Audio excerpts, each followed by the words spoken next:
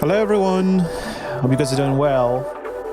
I'm just trying to figure out if the chat is working correctly this time around. So can you guys just spam the chat and check if it works?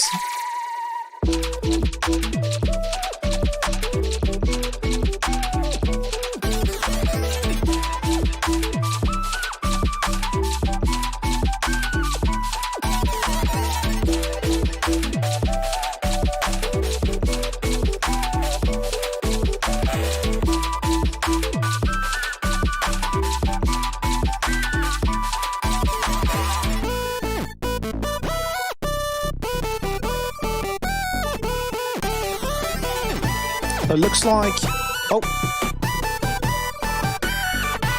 it just kind of refreshes really lightly. That's really weird. Let me fix that real quick.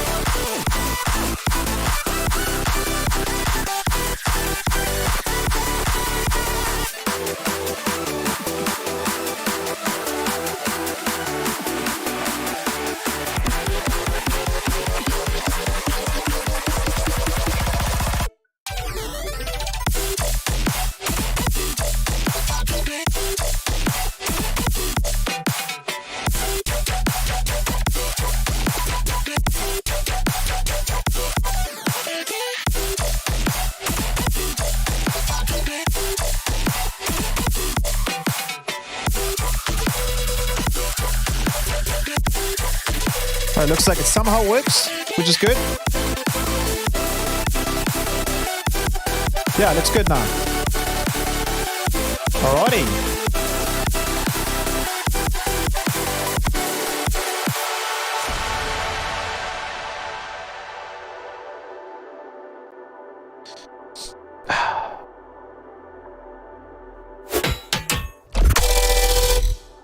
Welcome everyone.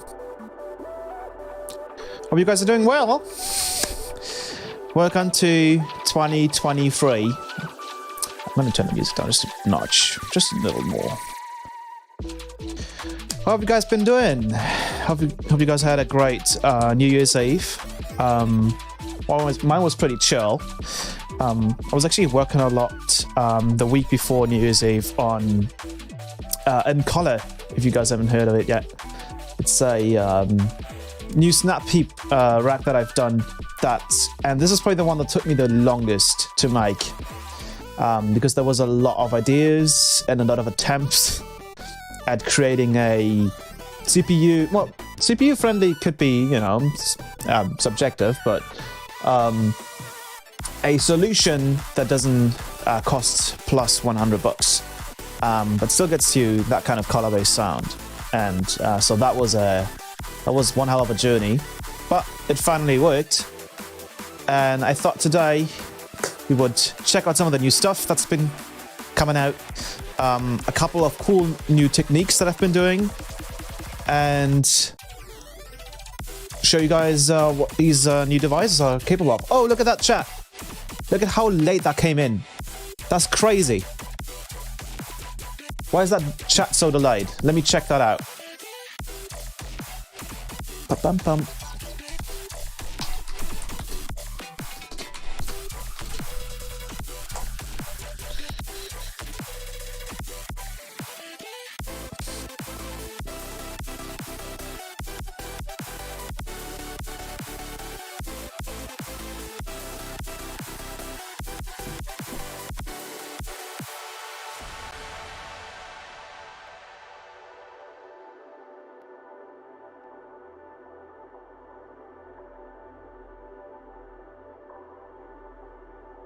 I wonder why the chat just doesn't pop up for like 5 minutes and then it just like spams you with stuff afterwards. It's really strange how it does that.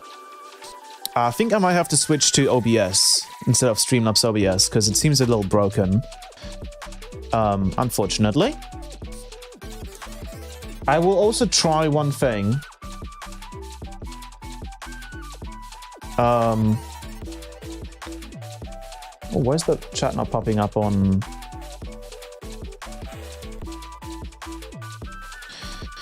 Hello, Jarex. Hello, Gatito. Oh, there it is. One second. Is my YouTube broken? Looks like my YouTube is broken. Oh, Opera is just broken in general. Okay. There it is. Whoops.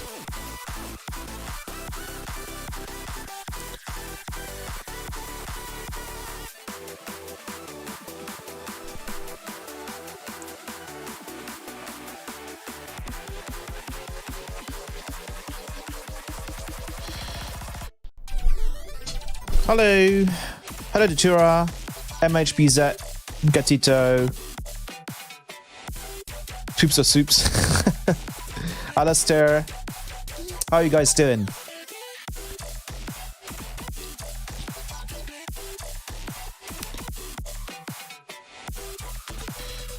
Let me check.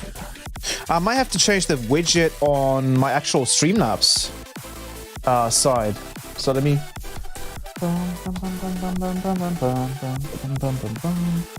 So let me check that out real quick.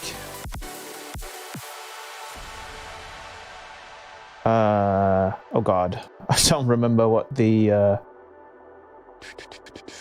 think it's this one. Yeah, it's that one.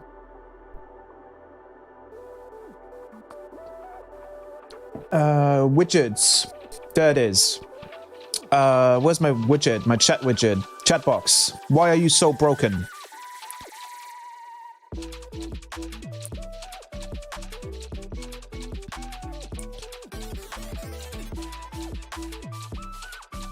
David message animations.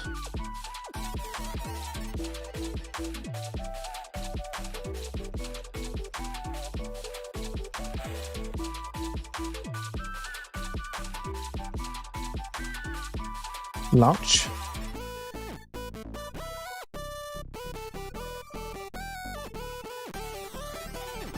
Let me try it this way, okay? I'm gonna add a browser source. And I'm gonna just put in the link. Can you guys just spam the chat again and see if that works? I feel like this might just be more consistent in the chat box. We call this chat. We'll disable that one. Yeah, that looks a lot better. Much better.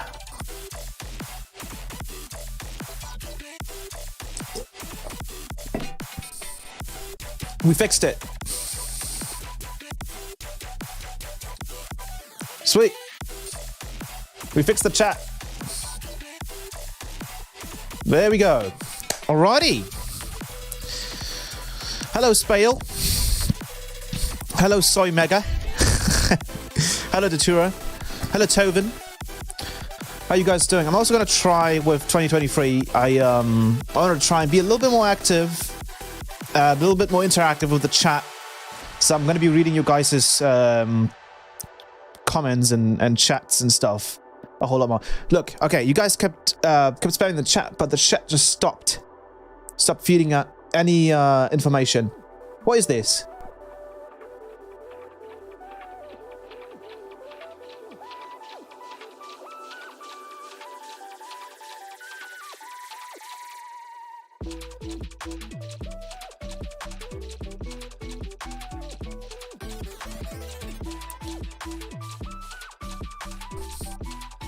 All right, hopefully that'll fix it. Let's switch over to the main screen so we can get started. A lot better than now that I'm home. That's great to hear. Stupid chat. Use any other stuff from your B2B Rampage set. Yes, there's a lot of ideas that I plan on getting out there. As you even can hear in the background, as the new VIP work in progress I started with the Fusina K2 T-split rack. So a lot of the bases are really clean, much cleaner than what I was used to, what I was able to do. But yeah. So I'd say we get started. Right, go trap or drill. Some hip hop things. Love the melody and vibe, man. Thank you very much. I appreciate that. Maybe boost the shit out of it.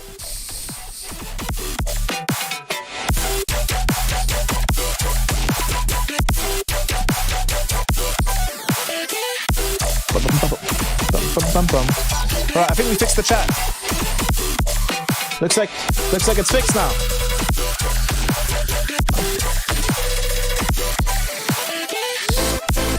That's good.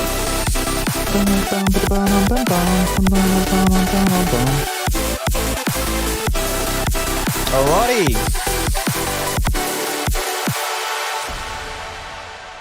Cool. So let's go ahead and switch. Let me just make sure that I don't mess this up like I used to. Alrighty.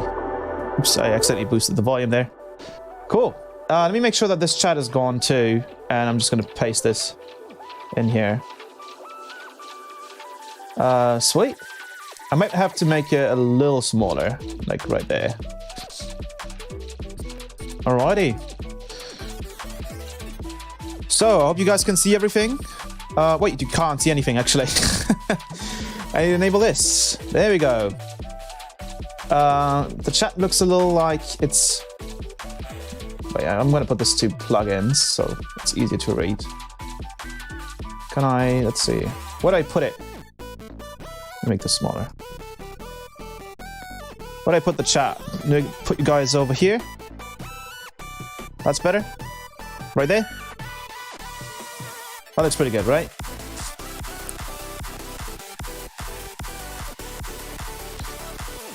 Yeah, that's better. Sweet. Alrighty, I'm gonna just keep playing this in the background. So let's get started with 2023. Wait, I need to move this over here. It's much quieter in the background. Actually, I might just do a little hack here, so I can kind of play the thing. Just gonna drag it in here. Just gonna play it from over here. I got my own little player there. Sweet. All right. So, no, that's okay. Change the color, yo. There we go. That's better. Am I too bright? Let me make myself a little bigger there. A little smaller. I can go golden. Ooh, it takes a while to load in the shader. Or it's broken. Nope, it's loading it. I think it is loading it. Yes, there we go. Took a little bit to load in the load in the shader. Can you guys see me? That's freaky. I always keep the visor closed, so you guys don't have to see. I'm gonna make myself, I think, maybe like dark like that. Gold face. Maybe make myself orange too. How about that? It's funny. I love that. I love messing with that. All right. Sweet. Okay. So no nose. Yes. So welcome everyone to 2023.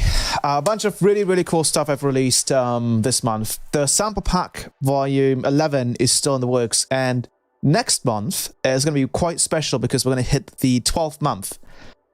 And I want to do something really special where I obviously do a 12 sample pack, but I want to combine all the sample packs from the Patreon into one big sample pack. So you guys have like a sample pack that has like roughly 1,000 samples, instead of having to download all of the individual sample packs, if that makes sense. Hello, Call Breaks. Hope you're doing well. And 2023 NASCAR is still goated. Thank you very much. Appreciate that. Is the chat working properly? Oh, I need to switch this to plugins again. Let me check if I can put you guys maybe like a little, let's see. It's just all full. Okay, there we go. And I'm going to put you guys like down there. Right. Does that work better? Can you guys just keep writing in the chat so I can check what color the chat is?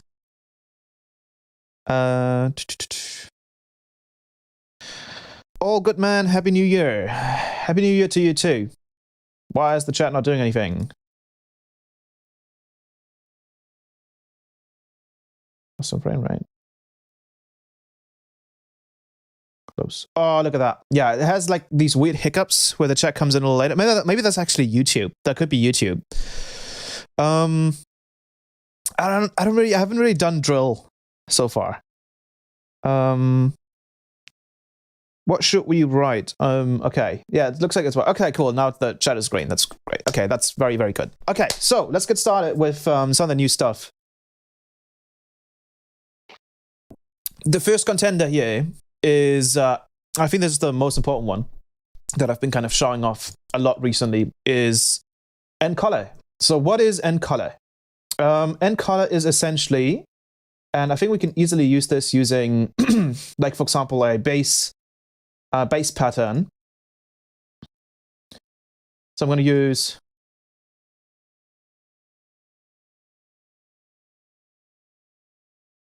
this one, right?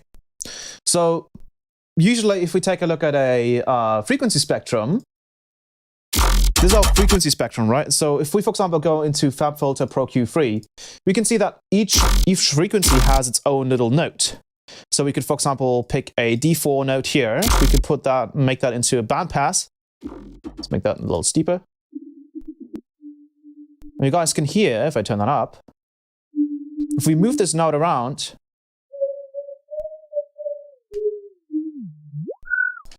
each kind of frequency represents a different note. And we can use this to do some really funky stuff where this is kind of where end color comes in. Is what I've done is I've created a progression. So for example, not a progression, a scale. So for example, C major, like this. So you'd have all of these notes. And then instead of, for example, doing something like this, where you boost the frequencies and you essentially create a resonator, I have to change I'll have to delete that one. Jesus Christ, sorry about that. Holy shit. I need to turn the volume down. Holy crap. I can move these up maybe over here. Over here.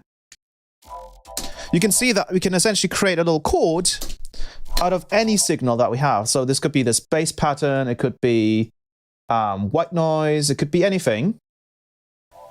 We can kind of isolate certain frequencies to create chords. Now, the issue is that if you go too extreme with whatever filtering that you do, you get a lot of issues like, especially with like lots of phase rotation and a lot of kind of artifacts that you can know. It sounds like an EQ, like a resonator or something like that, right? So what encolor does different than most of these kind of techniques is that it doesn't work by adding harmonics. Instead, it just removes the stuff that you shouldn't be hearing. So if I load up a snap heap here, And we can load up another Pro Q3 just to kind of look at the frequency spectrum. I'm going to make this mini so we can see everything here. And what I'm going to do is I'm going to load up and color right here. So let's take a look at the frequency spectrum here. Check out. I'm going to maybe slow this down. Let me see. Yeah. Speed, I'm going to put it to medium. So this frequency spectrum that we're getting just with the bass loop. And then with encolor, as you can see, we're getting kind of these peaks and we're getting these carve-ins where like we have these like dips in frequencies. And this is what encolor is doing, is it's removing frequencies that are not part of the scale instead of adding any frequencies that are part of the scale. Or it's removing frequencies that are not part of the scale. There you go. So the easiest way to kind of call this, because there's a lot of ways to describe this kind of effect, is there are in-key frequencies and there are off-key frequencies. If you guys have ever, like, when you guys ever like started messing with production and you know, scales and keys, you probably at some point had someone tell you this melody or that chord sounds off-key. And usually that's referred to notes that do not belong to any kind of scale that you're using. So it could be C major, could be D minor.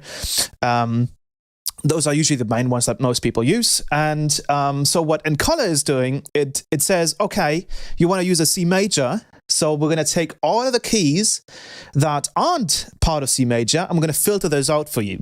And this results in a very, very natural sounding effect where it doesn't sound like you're resonating. It just sounds like there is a sort of lack of frequencies in certain areas.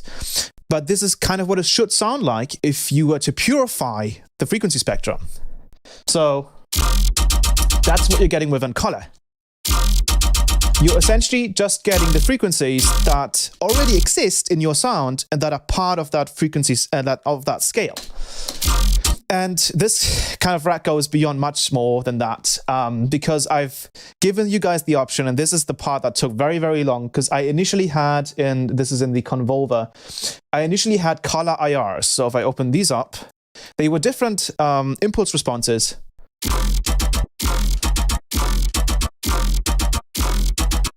That did something very, very similar, as you can hear. But the main issue with those is that they weren't really all that clean. And it was really difficult to make this into a rack because you can't automate, like, for example, the IR selection or anything like that. You can't even automate the stretch. So what I've done instead is I've went ahead and made the whole thing real time. So what I've done here is I'm going to open up encolor. You can see that we get essentially just 3 macros. And there's actually now a 4th hidden macro, which you can kind of see if you open up the preset, I guess, selection window. It says mod wheel equals full scale mode. This is something that I've been kind of thinking about, and this is a little bit this is quite complex to explain. But you have to think about it this way. Let's say you have a family and you have that one guy that nobody likes. There is always one note in every scale that is barely used. That is almost barely used. You will almost never hear that one note. And what encolor does, and why it works so well, is it actually only uses 6 out of the 7 notes for any scale, because that ensures that there's not so much dissonance building up across every octave. So that one particular note, it's the same thing when you use retune or pitch map. There's always one note that you pull down to be the same note as another, so it sounds more coherent. The easiest way to explain this is if we load up something like retune. Let's go with F chromatic to minor. You can hear if we play this. Oh wait, we actually have double the amount of processing. It sounds like it is not F. It sounds like it's like right before it's F. And what's happening here is we're essentially creating so much dissonance with every octave that we process because we have two sections. We have the section down here where we have two semitone differences, and we have the section up here where we have two semitone differences. And this I've kind of talked about a whole lot all the time. And usually what I used to do, and I kind of told you guys to do this as well, is that we would either turn these down and these down, and then we would kind of get that really nice sound. But funnily enough, you actually only have to do this for one note, and that is the C sharp note.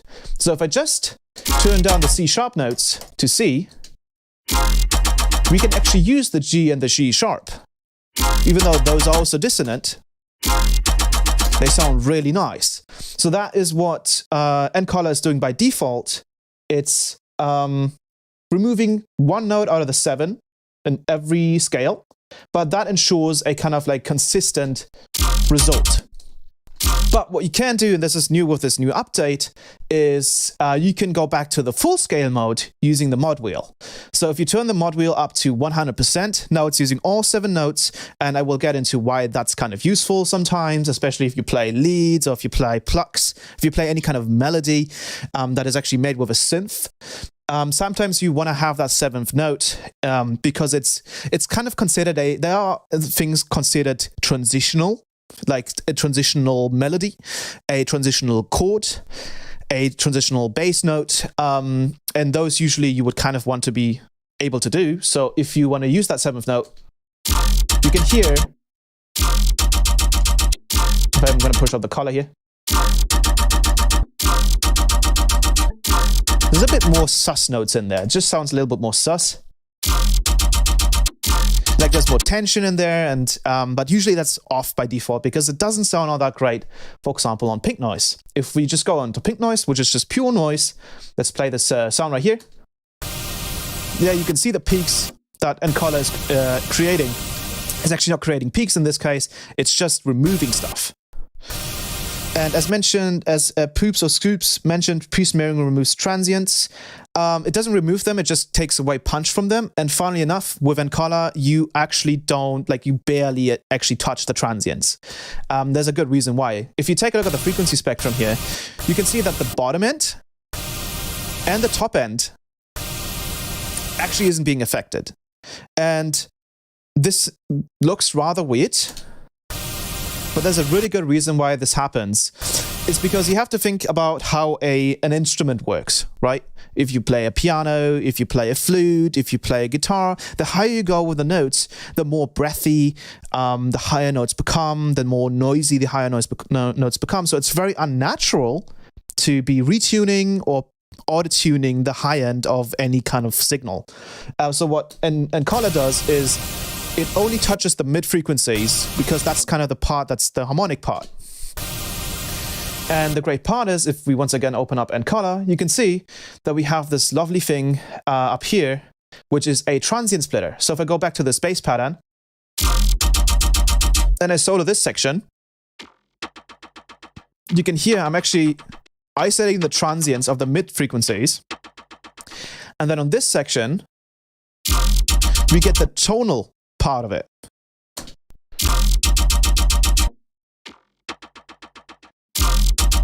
It's not always 100% accurate, definitely not as accurate as something like Physian, but this kind of gives you a much more cleaner result because the only thing that this whole Ncolor thing is doing is a little bit of dispersion because of all the filters. It doesn't cause any smearing or anything like that. Only post-ringing. But barely, because it's doing just notch filters. So yeah, all the kind of logic stuff out of the way, how do you use this thing, right? So you load up Ncolor, you have to have Snapheap version 2.0.14, and all you have to have is Snapheap, and you have to have installed SliceEQ, because SliceEQ is kind of the bread and butter of this whole effect. And it's essentially like ProCube. It has a couple less options. It has oversampling, for example, and doesn't have linear phase, which would be pretty cool for this plugin as well, but it doesn't really need it anyways. But yeah, all you need is Snapheap really. You just have to have SliceEQ installed. And I'm just going to explain to you how this works. So if we load up Ncolor, it's set up by default at the C note, as you can see right here once you open it up. You can see we are currently on the C note, and you have a major and minor switch. right here. So you can switch between major and minor. And you can get some really funky stuff like that. Let's loop this.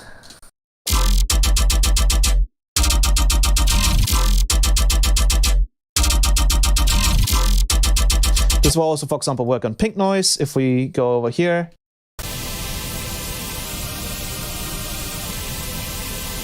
And you can hear in this case, for example, I'm going to introduce that seventh note that no one likes. I'm going to introduce it right now. And that's that one note that you can hear that makes it sound like kind of sus.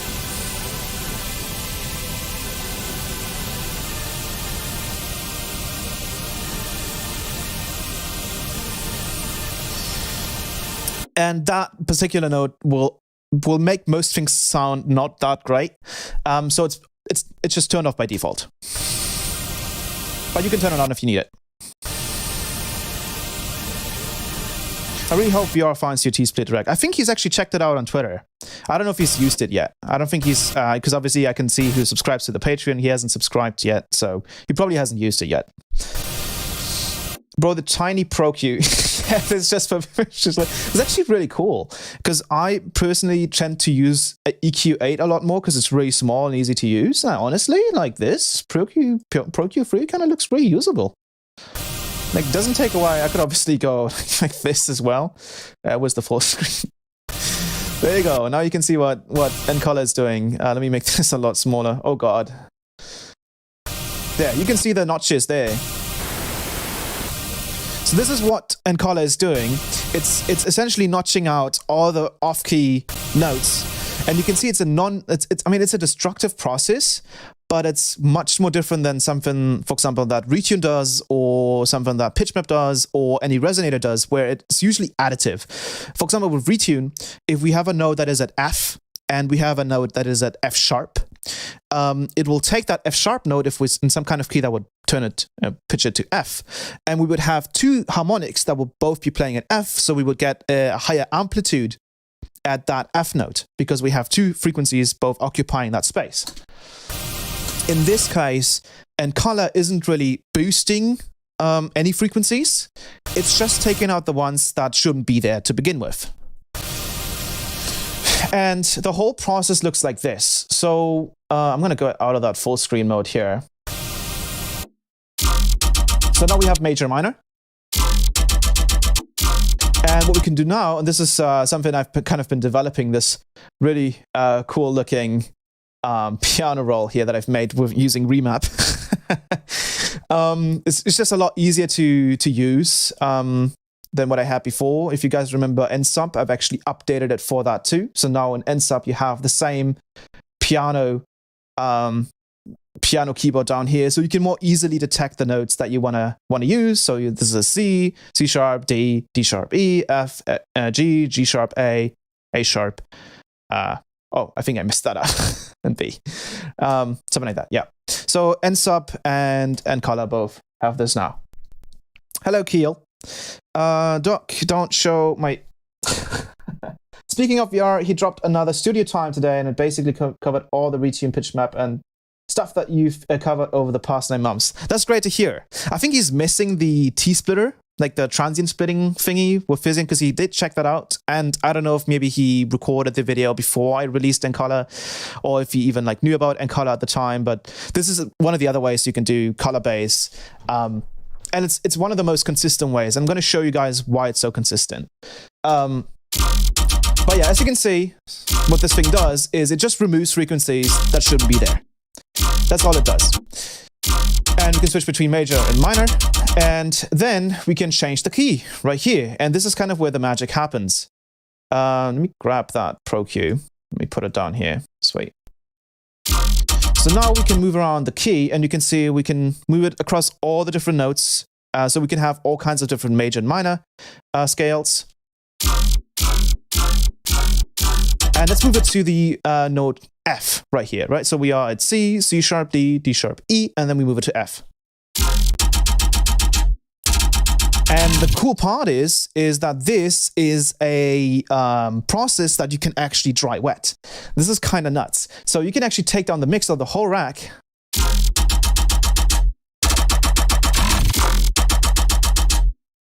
Without any phasing issues, which is kind of nuts. You don't hear that usual, like, for example, if we did I think if we did a normal filter like this.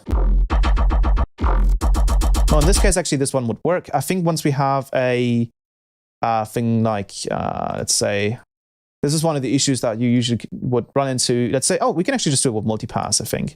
We have like a multipass. You would hear a lot of effects that use filters would cause phasing issues, and color does not.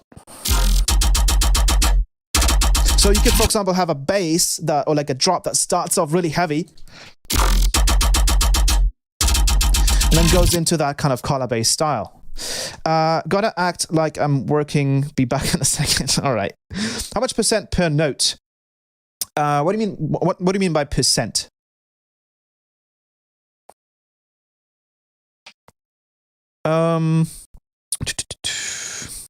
I kind of wish VR didn't make any lessons and popularize rare cool techniques. I think he's probably going to go over more kind of his own stuff.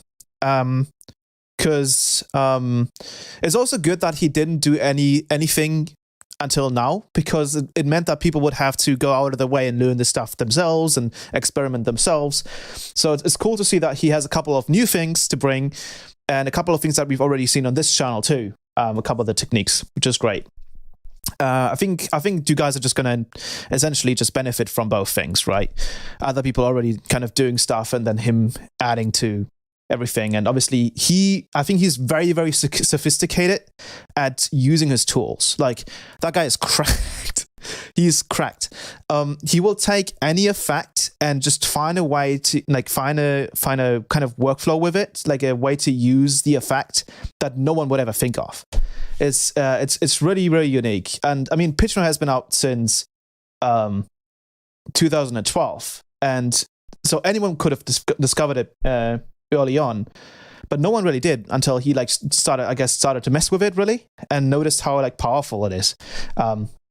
So that's really, really cool. And then I think I didn't want to use PitchMap at first, because I kind of felt like I think a lot of people felt a little bit of an imposter syndrome by using that one new plugin that everyone's using now. So I kind of I found Retune, because I knew about Zpline because of Elastic Pitch, and then I found Retune and was like, wait, this thing can do the same thing for a lot less CPU, and the sound is quite similar. And then I really dove deep into the actual, the idea behind pitch correction spectrally, and what are the caveats, what are the plus and minus about it. And I felt like this particular method that Encolor is doing hasn't really been done before in this kind of format. So that's why I took the time to make it, and it is here and it's working. So I'm going to show you a little bit behind the scenes on how this works. If I open up this little snap heap inside Encolor, this is essentially the bread and butter of the whole effect. We essentially get two slice EQs. So this slice EQ right here, and this is kind of the system. If I move around the key, you can see that it's moving these notches up and down.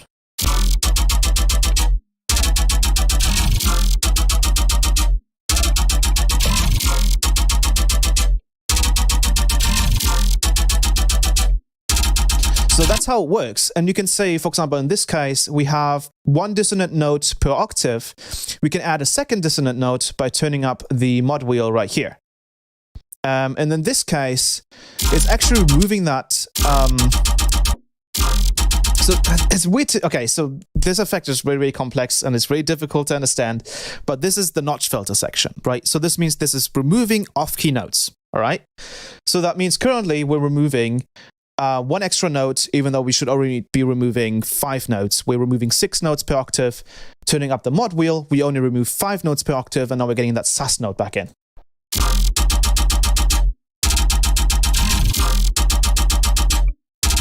That's how it works. Sorry, it's very, very difficult to understand. But yeah, this is the notch filter system, so you can move it around. You can see it actually has a limit between roughly 220 and 2400 hertz, roughly there. So it never really exceeds that limit, and that was really difficult to set up, as you guys can see. All of these notch filters right here had to manually be turned off until they hit roughly this spot. And then the other system is this slice EQ right here. And this is a little bit of a compromise. So because we're removing frequencies, the sound can get a little bit, can lose a little bit of power. So what I've done is I've changed the behavior for the end color, the color knob here. So this is your kind of your amount, right? If we, I'm going to just load up a clean end color here, and I'm going to put it to F, C, D, E, F.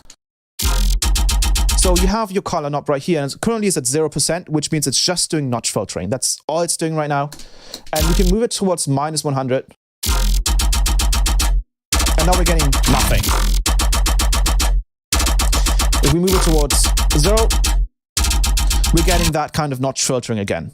Now, if you push the color knob towards the right side, towards 100%, hello, Etika. What then happens is, oh, I'm going to switch this to plugins right here. What then happens is we're actually adding bells or like peak filters to the notes that we want to attenuate, or that we not attenuate, that we want to push. So it's essentially just bumping the notes. So if we turn up the color here,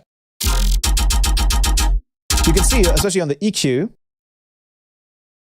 I'm going to put it. Watch how it like really emphasizes the peaks.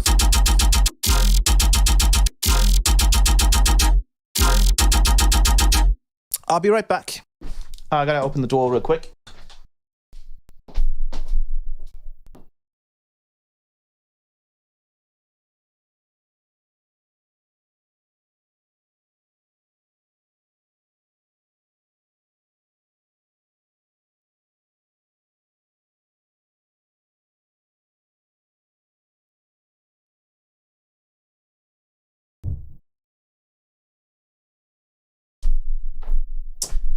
Alrighty. Okay, I'm back. Whoa. Look like a crazy zoom right there. This has to make phasing issues. He's gotta not be talking about it, I think. Yes. So this is using minimum phase filters. It's using minimum phase notch filters and peak filters. So it's gonna be adding dispersion, because it's adding phase rotation, but I can assure you that this is the minimum I can get it to. I was trying around, I was messing around with like higher slopes and higher Qs to kind of, you know, get a stronger effect, and I found the best middle ground for this effect. Funnily enough, if you use a linear phase EQ, you're gonna get pre-ringing, and you're gonna get pretty bad pre-ringing because you're using so many filters. It sounds pretty bad. So minimum phase is actually a really, really good option here. And funnily enough, once again, the downsides to this are actually really minimal, because we're not even processing the low end. So your sub just stays clean. There's no phase rotation happening there. There's also no phase rotation happening in the high end. That section there is also entirely clean. And then the other section is that transients that would be dispersed and maybe like pushed back because obviously of the minimum phase rotation are being partially isolated and mixed in parallel by phase inversion to ensure that those are also not being processed. So it's really honing down on just touching the mid frequencies and making them it's essentially good band split. There's actually no band splitting happening at all. That's the cool part. It's kind of band splitting, but not really, because it's phase inversion and it kind of sums back together, and it's just very, very powerful. I can actually show you some examples too, with some like kick drums, for example. But yeah, so one side, once again, this slice EQ right here is removing frequencies. If I move all of these down, as you can see. And then the other slice EQ is going to add peaks. So if you move the color here, the color knob up to 100%, you can see that we're adding peaks. And this is only roughly 15%. You could push this if you wanted to, but I highly do not recommend this. Because now you're also getting some of that resonator sound, and I kind of want to discourage people from using that resonator sound. I don't think it sounds all that great. So you can only push it up to 15%, which is like roughly 3-4 decibels of gain. Just to kind of compensate for the gain reduction because of all the notch filtering. And then once again, in this case, the mod wheel is going to be much more easy to understand. You can see currently we have 2 dissonant notes happening per octave. If you move the mod wheel up, you'll see now we have 4 dissonant notes per octave. So that's the one kind of like note that no one likes, that no one really uses, that is removed by default. And then if you push the mod wheel up, you get that 7th note inside of your scale. For the rare use cases where you kind of need it.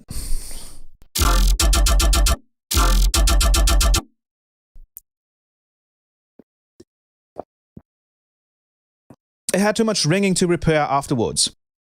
Yes, exactly. That's the big issue. I feel like, so I can show you what these notch filters are set to. All these notch filters are set to a Q of 23, and their slope is 18 decibels per octave. And this was kind of the perfect middle ground. It was causing just enough phase rotation to not be too noticeable, but it was removing just enough frequencies to actually do something, right? So it was a really nice middle ground. And thanks to the transient splitting, it's an all-in-one package for you guys. Really easy to use. Let's take a look at the CPU usage. So I'm going to put this to F. So C, D, E, F. And so there's going to be an F minor right here. And you guys can see if I turn off encoder, we're running roughly 7% CPU usage currently because of the live stream. And then if I turn it on, we get roughly 10, 11, 12%. Which is, and I did some heavy optimizing. Before, I was actually using 24 convolvers because I couldn't switch between all the different scales because it was just IR samples. So it was, my initial idea was to just offer you guys the IR so you could just go here and just select. But convolvers have their own issues, essentially, so I kind of didn't go with that.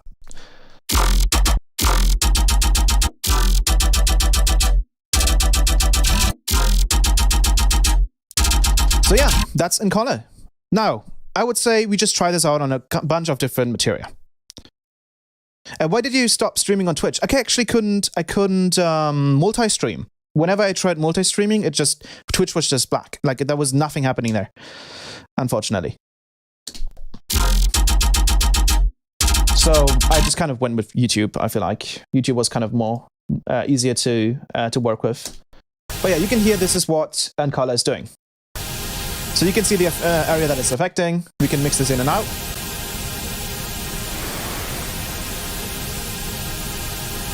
It sounds really nice, especially if it's put on some filters. Maybe add a high pass too.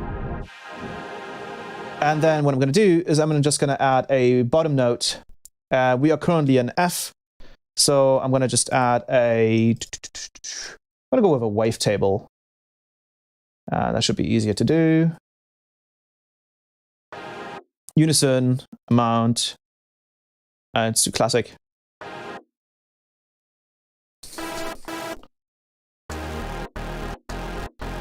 See, you can see it also is harmonic. It all works.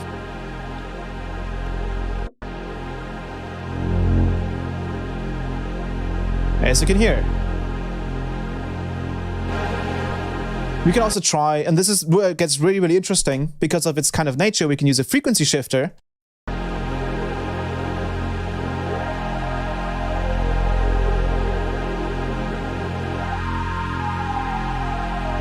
Wow, sounds insane. Let's push that a little harder. Let's write a little, oh, you could hear some of that frequency shifter. That's the frequency shifter doing that. And we might want to take out, might want to filter it out before the frequency shifter. Because there's some like low frequencies that it's kind of. So I'm going to write down a little progression here. So we're going to go with F minor.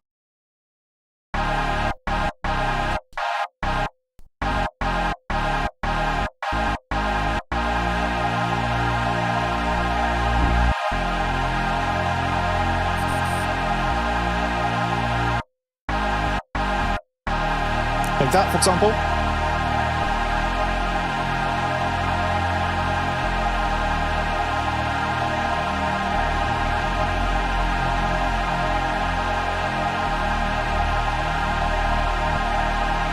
And then we're going to play around with the frequency shifter.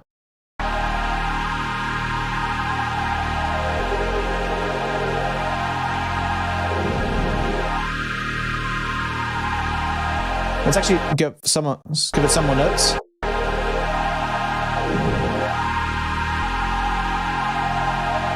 And what we can do is we can add that one more note, that 7th note, and we can get some of that sus notes in that. But as you can hear, sounds pretty nice, but usually without it, you get some much nicer results. If we want to quickly switch it, let's say we move up by one semitone, so we go to F sharp minor. Very, very easy to do. All we do is we go into N color here. We move the key to F sharp, and that's it.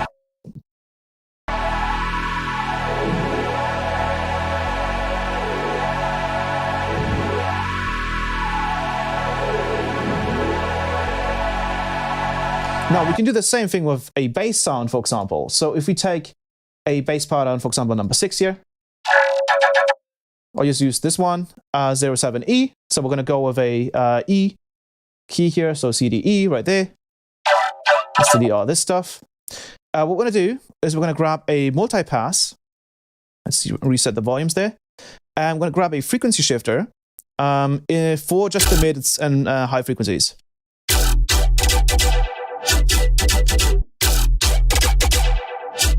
And now we can play around with the frequency shifter.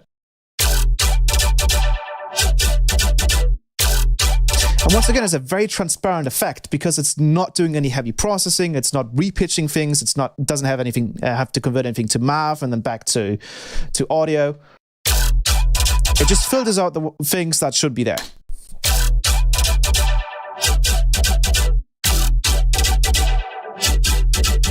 And I do advise that sometimes you have to do a little bit more work compared to something like Retune or Pitch Map, where it does all the pitch correction for you. While this, you kind of have to play around with the frequency shifter, go a little bit more in depth, go a little bit more, a little bit more detailed with the settings for you to hit those sweet spots.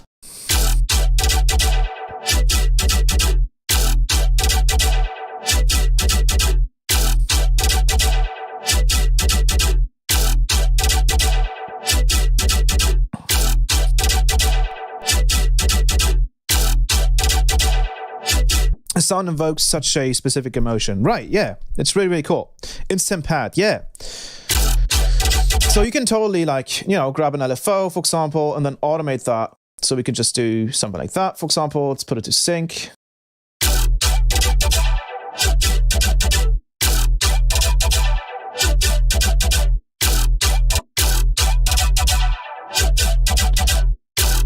Once again, you could go with only notch filtering.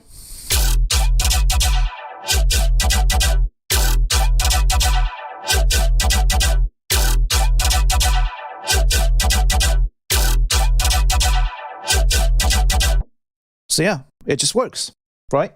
It just works. We can even try this on other things because it kind of works on everything. We can try it on a growl.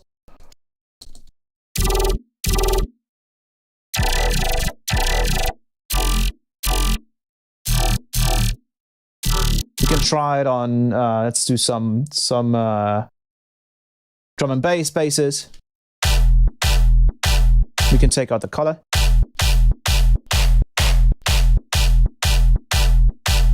Let's try some different basses.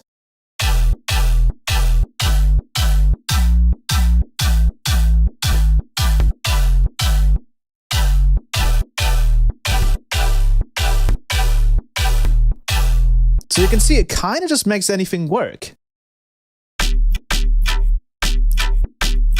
And the concept is quite simple, as you can see. Switching from Ableton to Cubase because Ableton can't handle 200 tracks projects. I compose trailers. Do you know a workaround? Yeah, so there's a common misconception that DAWs can just handle anything as soon as you have like a crazy CPU. That's not the case. Certain programs are made to handle a lot more, let's say RAM, for example, a lot more real-time processors at the same time, like things like plugins, etc. Especially the hosting quality is really important. So that can totally vary from DAW to DAW. I've noticed that, you know, for example, if you were to run a really old game from like 2010 with a RTX, let's say 4090, you could also run that same thing with a graphics card from like 2014. Let's go with it like a GTX 1080, and they would both actually, like in some certain games, they would actually perform the same because the game itself would be the bottleneck, right? Because just programming wise, programs can be specifically optimized for the hardware that is given at the time. So if DAWs and if DAWs and, you know, games and stuff aren't really updated for the hardware that is currently out there and optimized for it, then obviously there's going to be a bottleneck, right?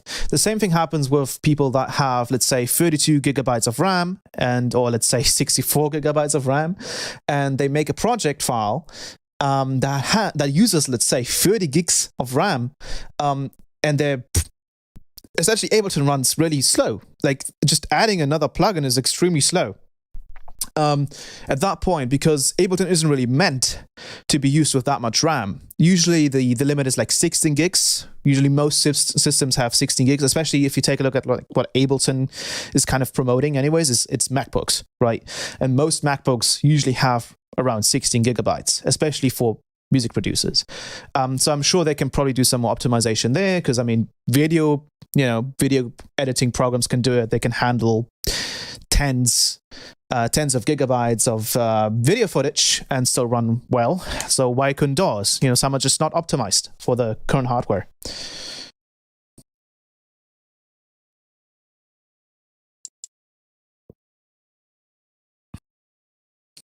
Is there a plan to make a full spectrum version of this? Honestly, no. And the reason for that is because of the way this kind of process should happen anyways. If you think about the frequency spectrum and what it's musically used for, the low end would be for very specific bass notes. The mid frequency spectrum would be for melodies and chords. And the high frequency spectrum is most of the times noisy or like very detuned notes. So there's not really much of a point in filtering the high frequencies the same way, because there is if you take a look at any real instruments, you will notice a certain pattern where the higher you go with the notes, the more breathy it becomes, the more noisy it becomes. There are certain instruments that can produce really high, clean notes, but most instruments, and especially also voices, will be much more breathy the higher you go in the frequency spectrum. So it's just natural to not really process those frequencies, if it makes sense. What would have been really cool to see, I feel like, would be for the whole notch system to kind of go up until the high frequency spectrum, then actually roll off, right? If it like rolled off like this, it would be really cool, because that would kind of imitate the effect. But in this case, I wanted you guys to not, use that much CPU, so I didn't really do that. Have a nice day. Disconnected. I can't believe you made your own version of those plugins, lol. That's kind of crazy. How do you address scale modes, though? Like if I wanted to be locked to Thurgian or something, how would I do that? Yeah. So currently it does not feature those things. So it only features major and minor chords currently. And the scale, right? Major and minor. It doesn't feature Thurgian or any of the, like, I think pentatonic is part of this. I'm not sure. But it's just the main, major, and minor, because that's what most people kind of use it as anyways.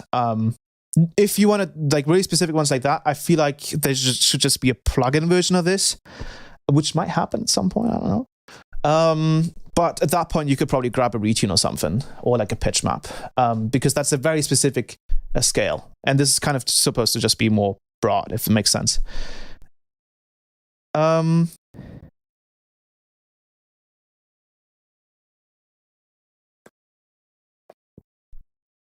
But yeah. So Ableton is not scalable, and Cubase is then. Yeah, I mean, if bigger projects run better on Cubase than on Ableton, then yes. Then Ableton just isn't optimized for such big project files. Okay, yeah, I guess you have a point. Yeah.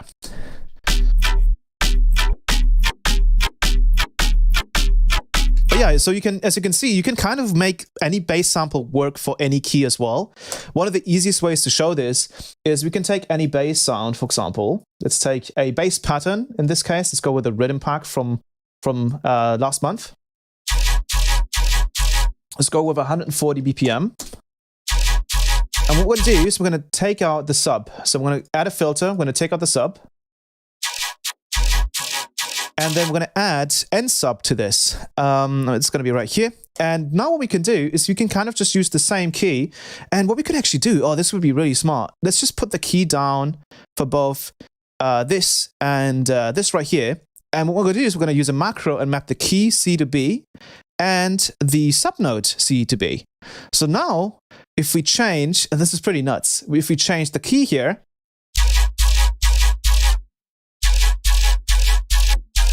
whoa, this is kind of nuts. So now you can make any material work in your track. Whoa, that's kind of nuts. Let me load up and smart clip.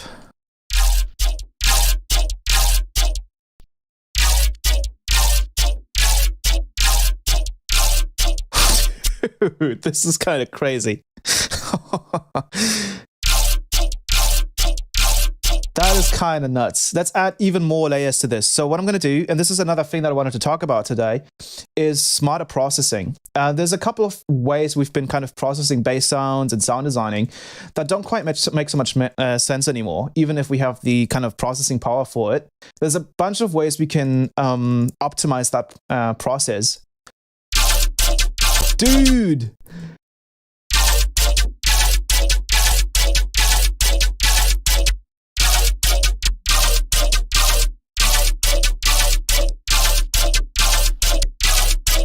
That's nuts.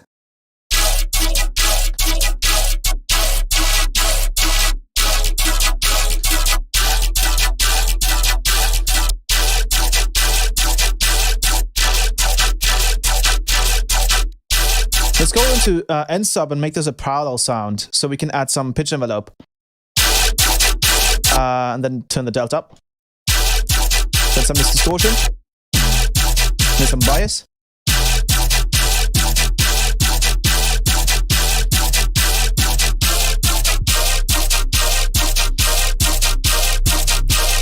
Oh, dude, that's crazy. Let's add a filter here. Let's add some delay. Turn up the... You can make some instant like color base with this. So if we just, let's grab this group and just put it into the mids group here. Let's use some of the drums from last month. Let's use a kick. Use this kick drum and let's use a short clap because those sound really nice. And let's just add those two. Put it to 1, put it to 1, and then let's add some of these cymbal loops. That's kind of nuts how we can just switch the scale like that. And let's put these into a group. Copy this stuff over here.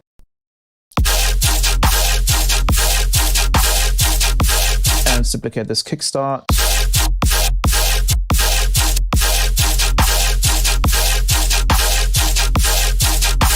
I think this is just too loud right now. Let me turn this down a little bit.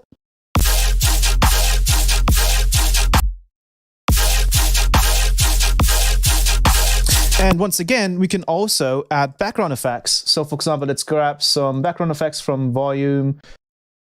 I think this is volume 5. So I'm going to use this one right here. I'll put this to repitch 150. I'm going to use one more. This one right here. Put this to repitch 150. Put them both together. And I'm just going to copy the same snap heap here. So what I'm going to do is I'm going to do a little trick. I'm going to use a Maxwell Live device that I've actually used in my most other recent rack, which is End Transition. And I'm going to talk about this rack in a second as well. But I'm just going to add that Maxwell Live device because I can map across different channels. And this will be pretty powerful. Max Audio Effects. I'm going to put this on the whole mids group right here, map. And what I'm going to do is I'm going to open up Snap Heap, and I'm going to configure the macro right here. Then I'm going to copy this macro. I'm going to put it onto the effects group.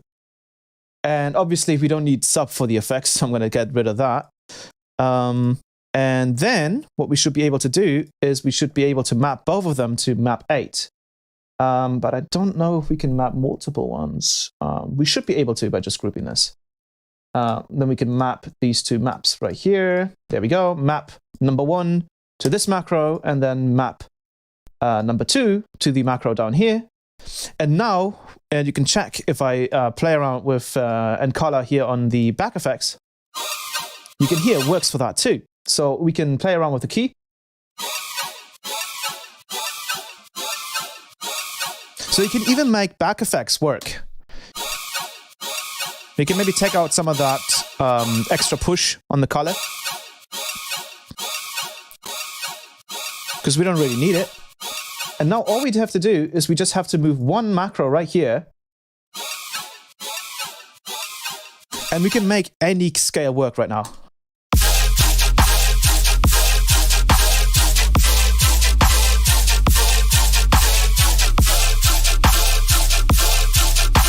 Wow, that's nuts.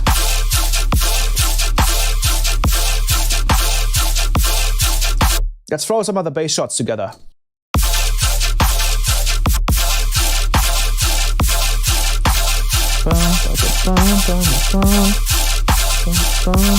Now, another thing that I want to do is I'm going to grab a multi-pass, and I'm going to do some frequency modulation on those basses. So I'm going to grab LFO, and I'm just going to add that on here. Maybe 500 is a little crazy, so I'll go a little lower.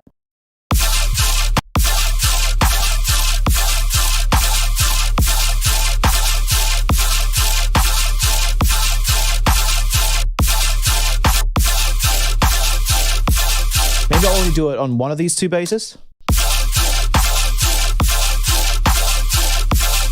Let's try a different one.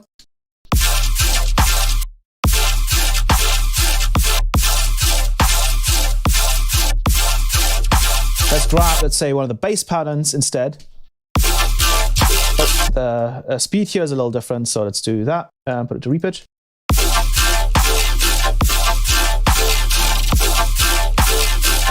Dude!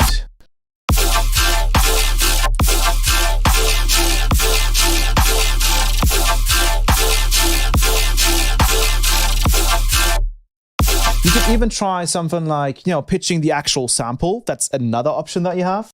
So we could grab a elastic pitch, for example. Where is it? Where are you? Elastic pitch. There you are.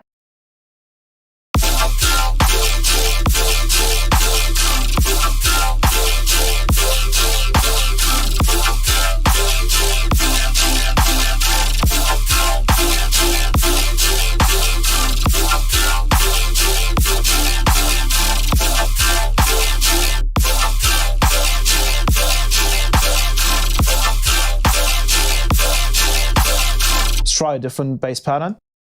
Once again, I'm going to put it to warp, and I'm going to put it to repitch. We use this one. Oh, I think that one's a bit. No, that one's actually should be. Yeah, let's put it to repitch. Let's use this higher one. That is a bit more screechy. Put it to complex. Let's put it to repitch.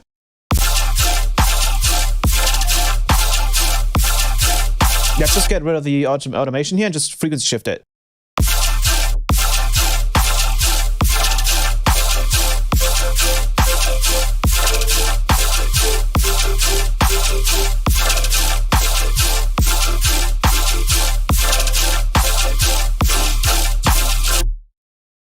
repitch.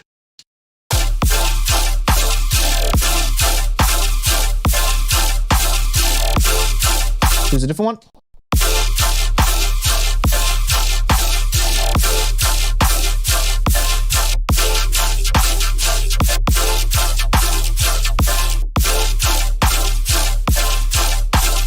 And once again, we can change the whole key just with one macro.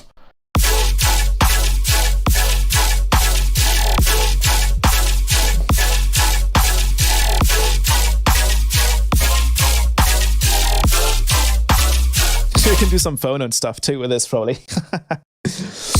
The only downside to this rack is how much I need to mess with to make a progression. Not like it's any easier with pitch map or anything, though. Yeah, exactly. It's not really much different.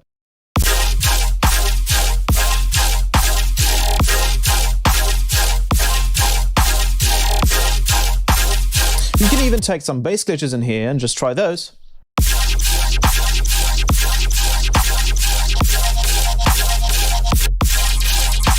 Try. What? Oh, dude. Ah, it's nuts. Give it some more pitch bend.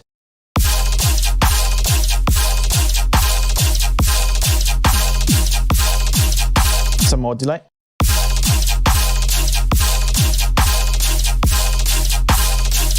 I think it's...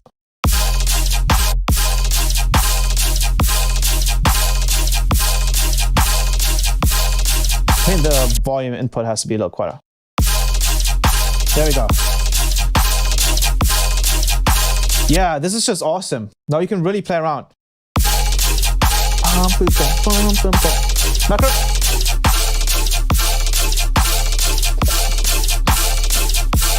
Just bring a different bass. Ooh. Dude, it's got me headbanging.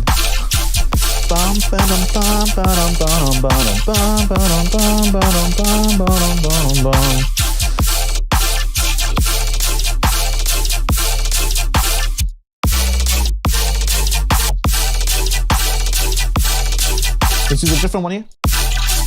No.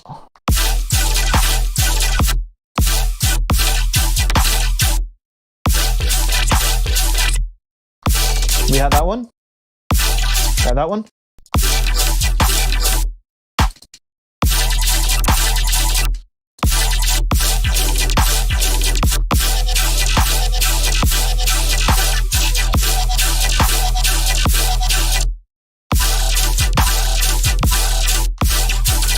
This part is actually really cool on this. Let's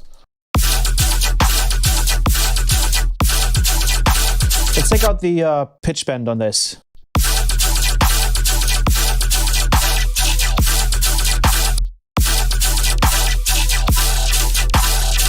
Yeah, so there's so many possibilities here that you guys can...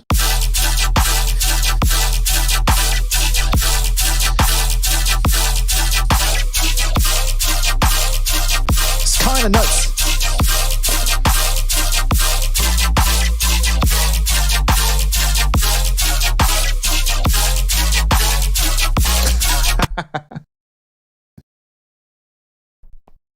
So yeah, that is End Color. It is out on the Patreon. There's actually been one update, which was the whole extra note in the full scale function. That's essentially what it's called right here. So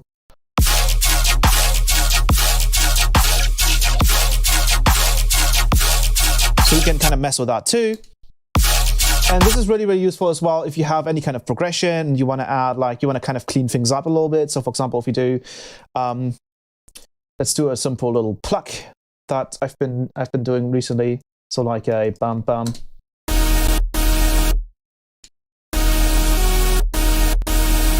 Let's do, I think we have to let's just turn these off.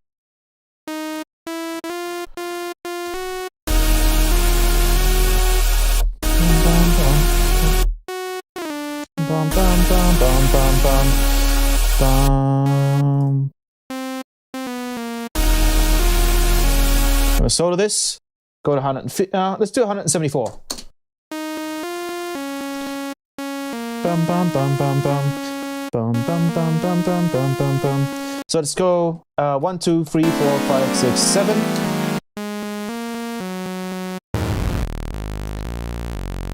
Now I don't know which minor this would be. So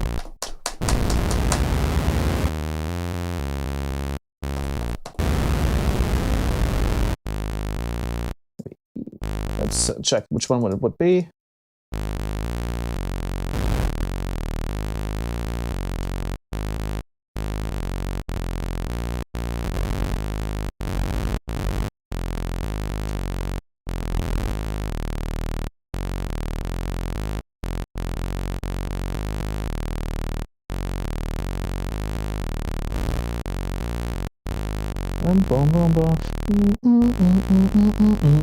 Something like that, for example. And then we're going to grab just 2 triangles. So we're going to go oscillator A and B, just 2 triangles.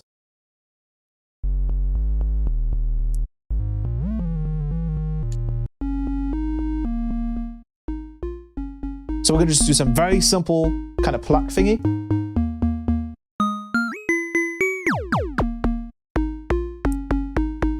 And then we're going to do a little trick here that I like to do. I'm going to grab one OTT.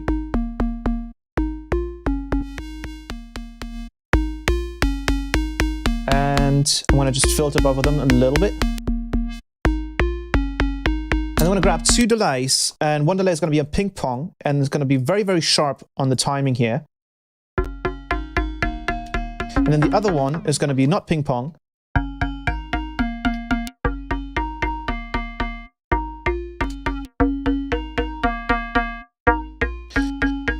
And we might want to have the OTT afterwards.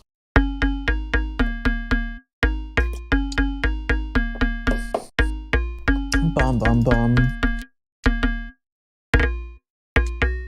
Bum, bum, bum, bum, bum, bum, bum, bum. And now what we can do is we can grab snap here because we are getting a bunch of inharmonics with these 2 delays. And we are currently in D sharp minor. So I'm going to go with D sharp, so C, C sharp, D, D sharp.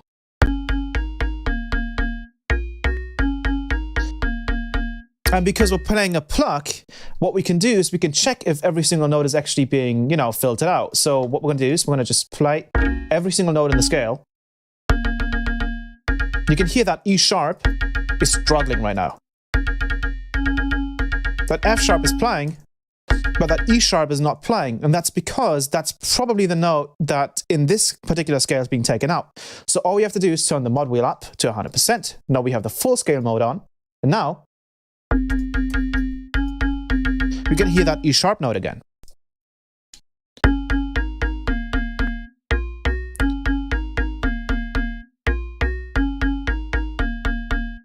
So you can hear that has a bit of a difference.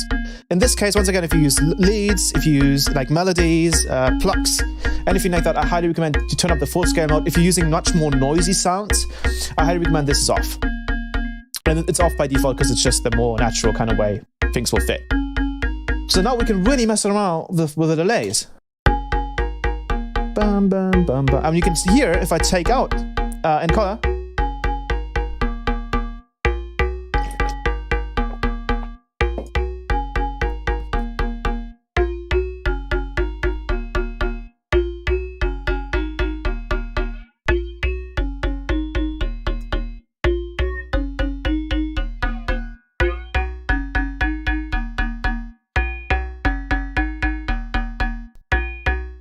Sometimes some notes will be really, really strong, so it'll be really difficult to notch them out.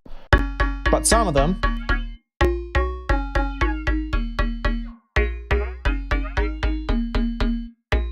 sound really good.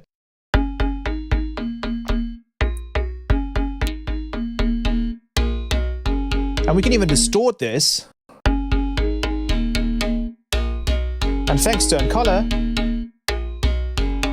we stay relatively in key.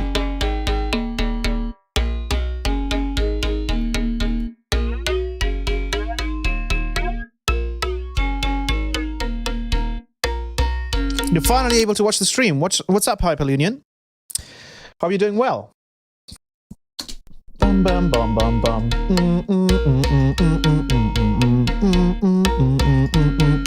What I'm going to do now is I'm just going to grab a bass glitch. So I'm going to just press that, and I'm just going to grab a bass glitch. I'm just going to loop this like this, and I'm going to grab a LFO tool. I'm going to make a quick little percussive sound out of this. So I'm going to do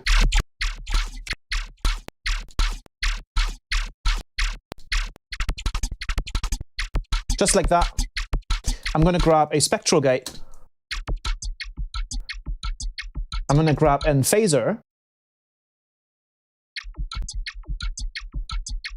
And maybe one delay. I'm going to copy over the same snap heap onto that.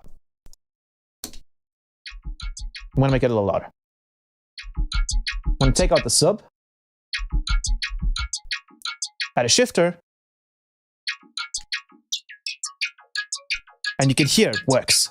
Let's turn off encoder. Turn it on. And what I can do now is I can just replace this particular part with any bass glitch.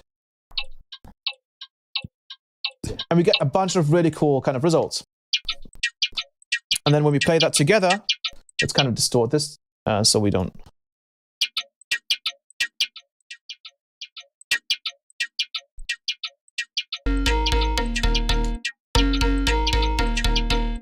Let's use a different bass glitch.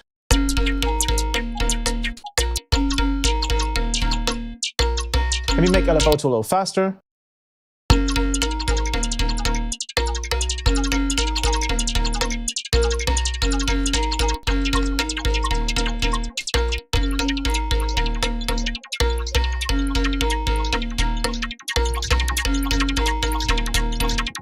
And once again, thanks to encoder, we stay in key.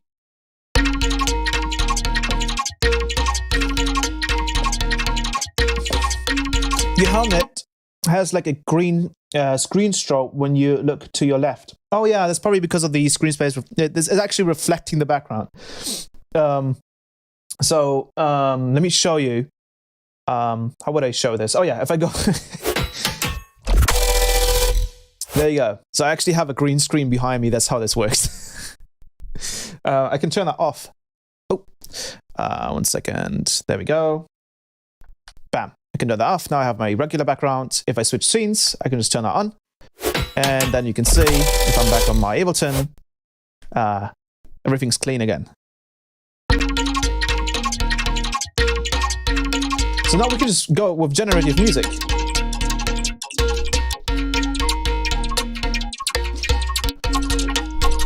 We're going to take a bass low shot.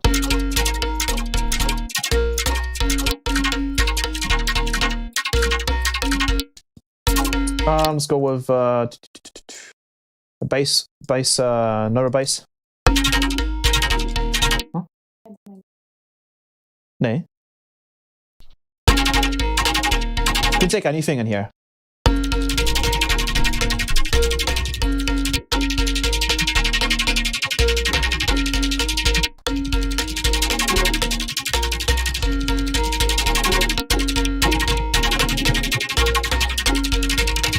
You can go really, really creative with the layers that you want to choose.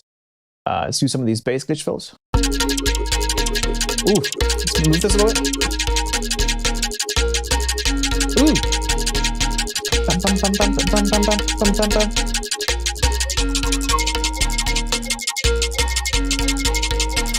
Now, since we're already in the mid groove, why not just add some drums? So try on this group. Bum, bum, bum. I want to add some softer drums. So I'm going to add this kick drum and a soft clap. I'm going to go with clap 03 because that one's really nice. Over there. Where's the sub coming from? What the hell?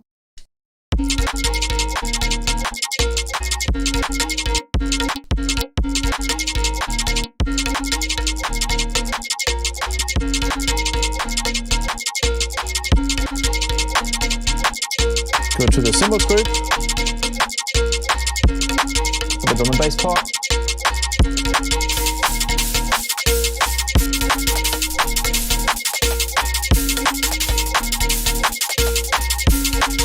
Let's really try a spectral gain on that.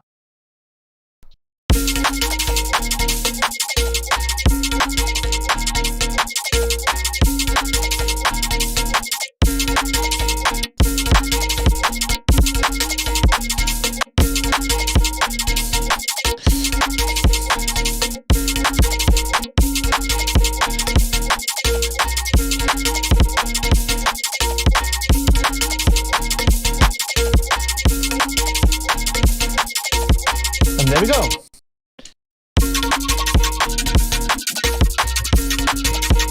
We can play around maybe with the envelope here. Maybe make the LFO tool a little tighter. Bum, bum, bum, bum, bum, bum.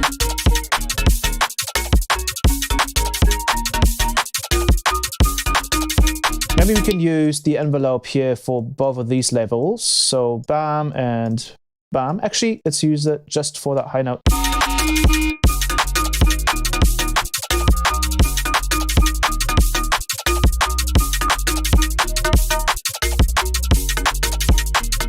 Let's use a smart clip.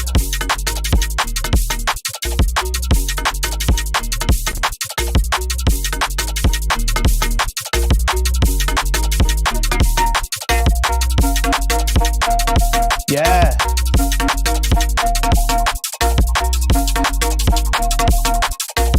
That is sick.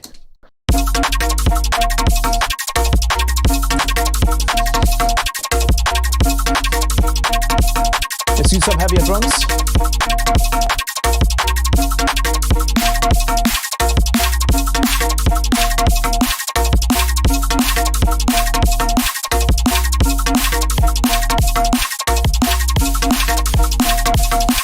Maybe up in some more distortion.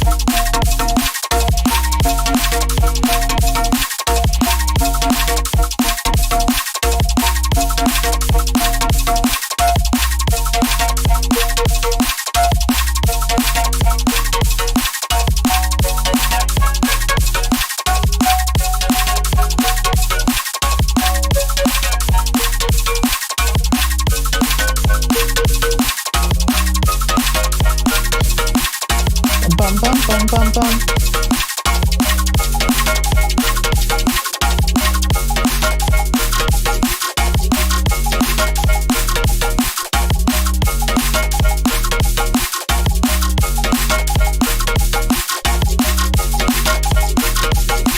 That's fire. That's just fire. Let's go with a bass glitch.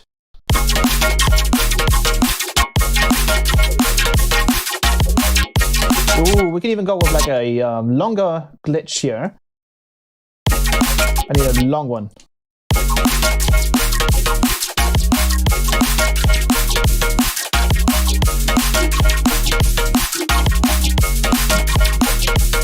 Let's go with a heavier saw wave maybe.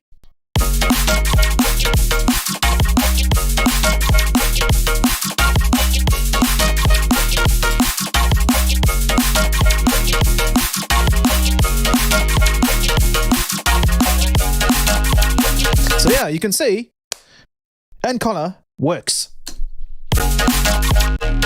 Once again, let's take it off. That's just notch filtering. And then we're resonating just a little bit. Bum, bum, bum. Let's give it an octave lower.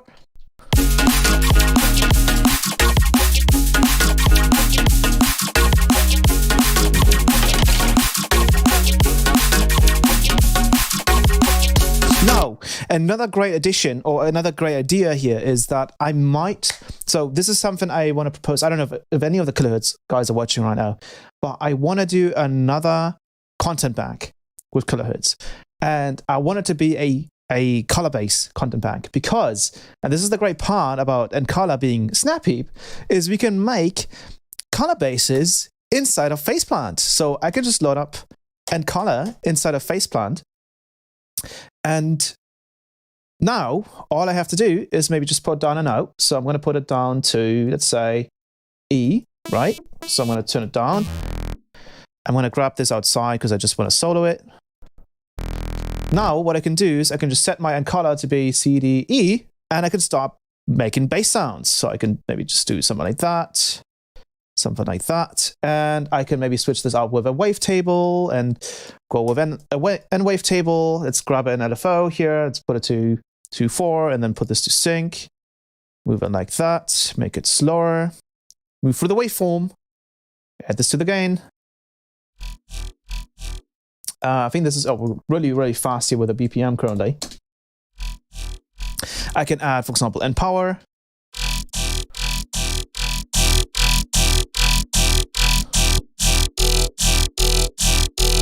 And I can start sound designing.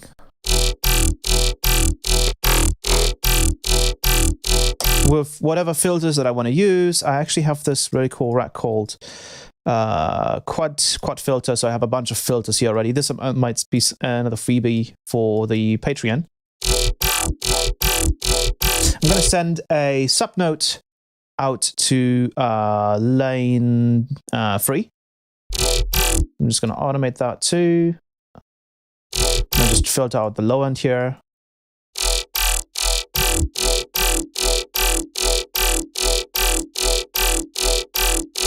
Up a little harder. We add a little bit of distortion to that.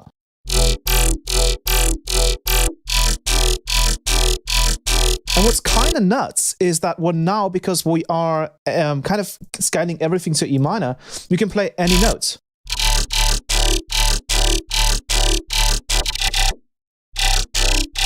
And you can hear it.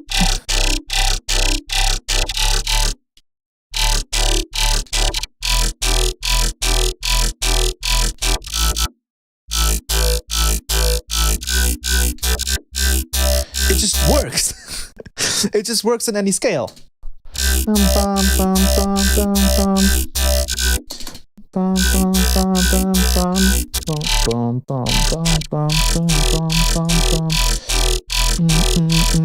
can add maybe another wavetable, and this time around I'm just going to go with a static one. I'm going to use one of the morph wavetables.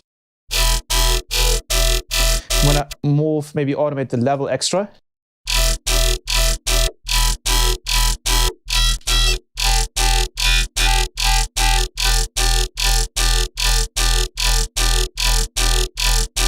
Sweet, and then I can just change around the notes.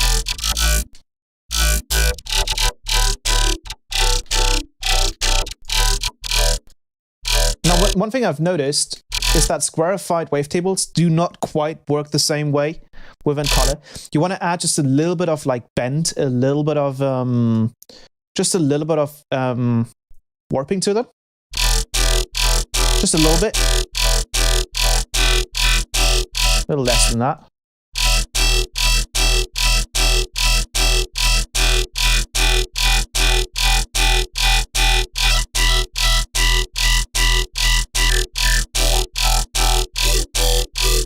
Maybe you can move this one around a little bit. Move it down.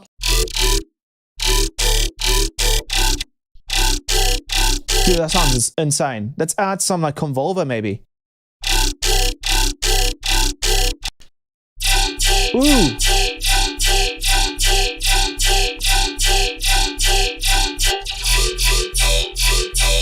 Can you stretch?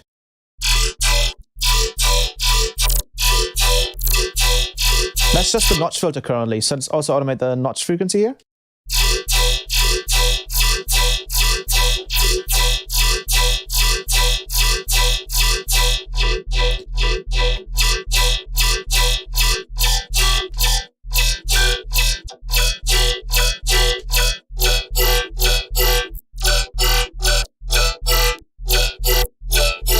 Let's say we want to, change this to be in a different scale. So let's say we want this to be in, a different key. We can just change the key here. So if we say we want to be in F minor now instead of E, so we want to move it up to F, and then we'll change it to F, and that easy. It's that easy.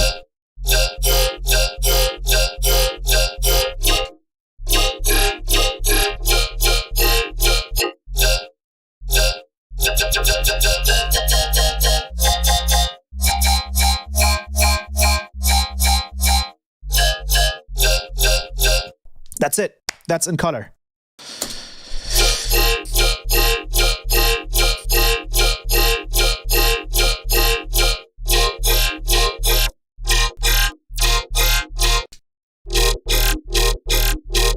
And I can even demonstrate you even works with screeches. So if I play a particular note, so let's go grab E color again.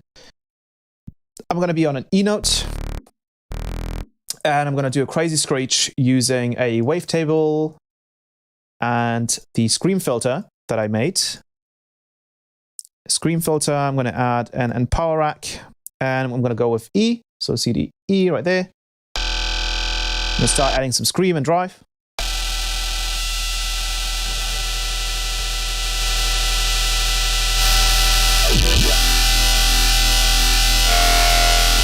You can get some insane, like, color-based screeches.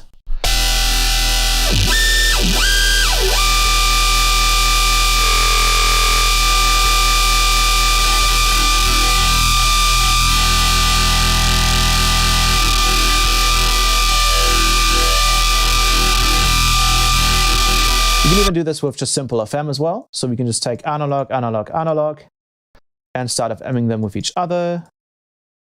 Start turning up the one.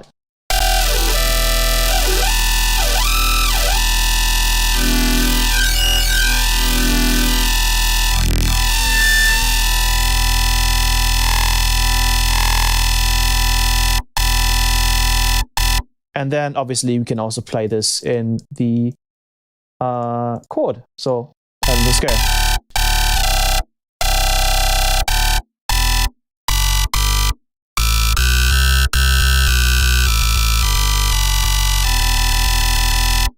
Perfect. Easy peasy. Sweet. What was the trick again with Power Rack you wanted to show us? Yes, that'll come as well. By the way, is the chat active? Like, is it displaying? Because I don't know if it's still bugged. Can you guys just spam the chat again, just to quickly check? Just go ahead and spam it.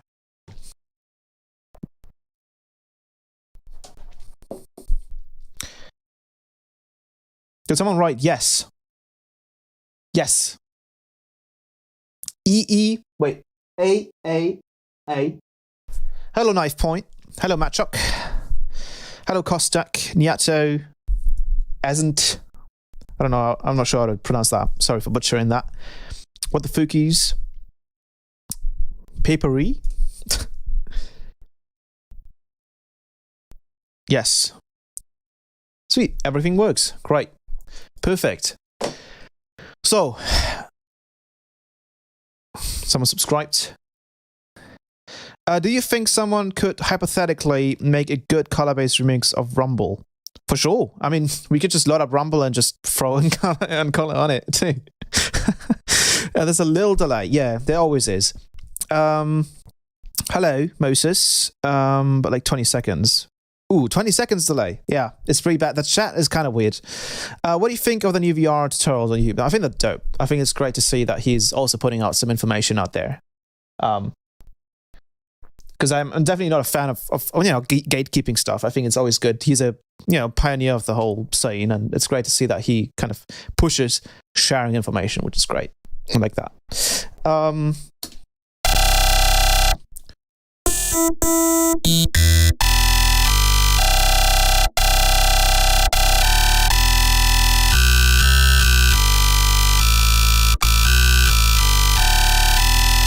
Sweet. So let's talk about the next thing, which is the other rack that I haven't really mentioned yet. And I think some of you guys will like this. Now, I have run into one issue with it, and I will explain why.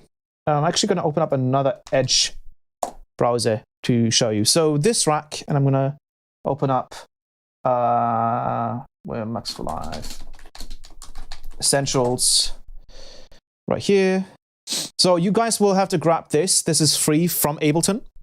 It's called Max for Life Essentials, and it has a bunch of really, really cool Max for Life devices. And one of them is Map 8. And the reason why Map 8 is so OP is because it lets you map the minimum maximum amount of a mapping.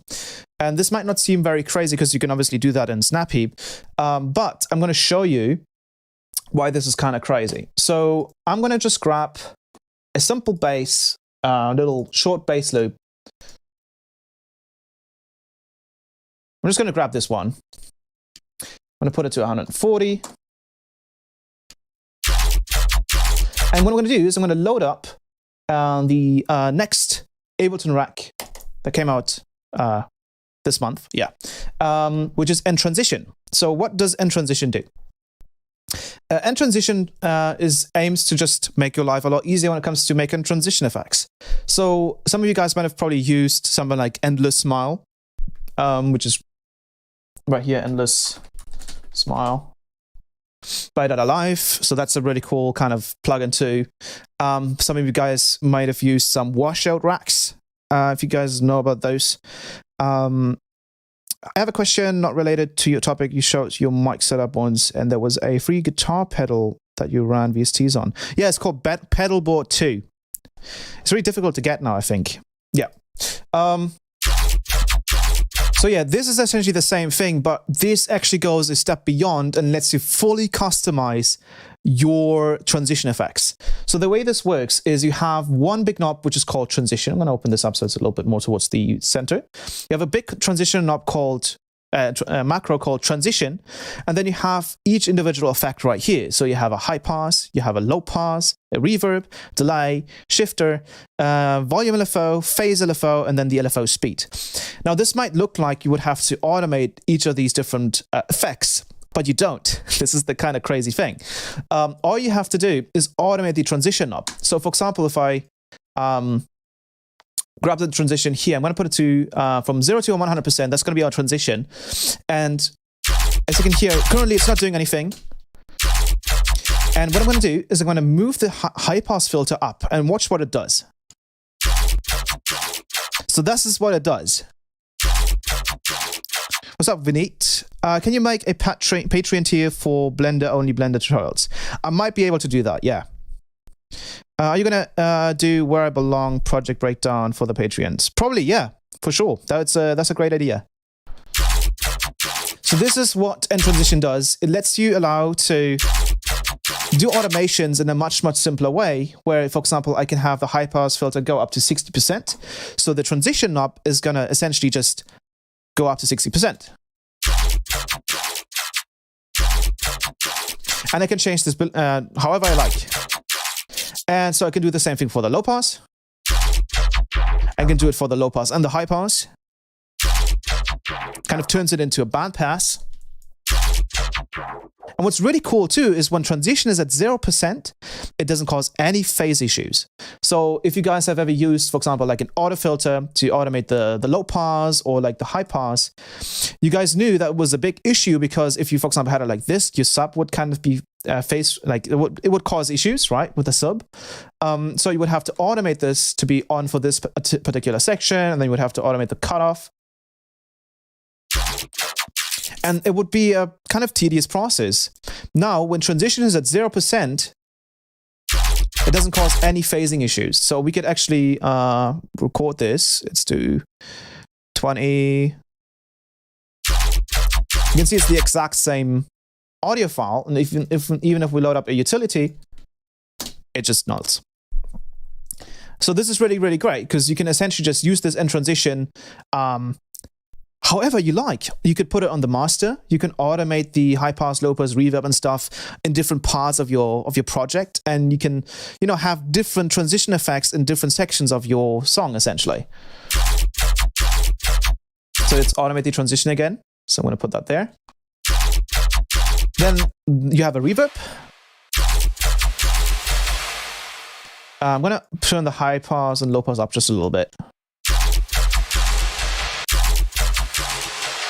You have a delay. You have a shifter. And you have to be a little bit careful with the shifter, because if there is a sub in there, it's obviously going to shift the sub up as well. So I highly recommend also turning up the high pass filter quite a bit.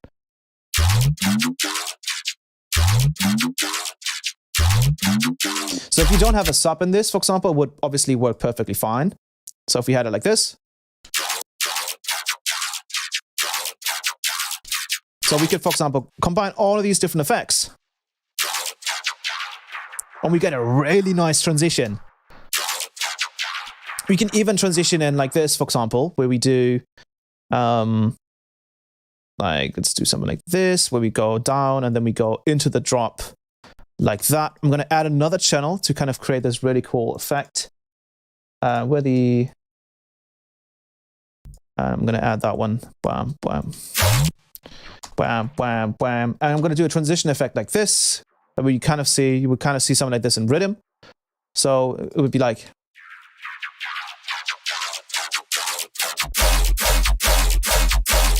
I'm going to lock the automation. Maybe less shifting.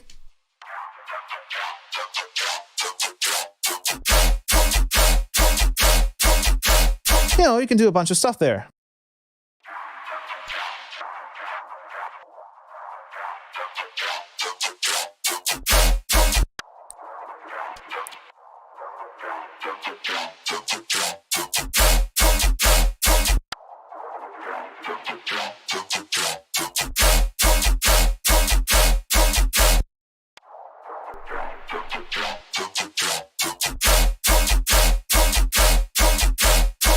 So yeah, and then we have another two options here, and I'm going to use some white noise for these because it's easier to understand.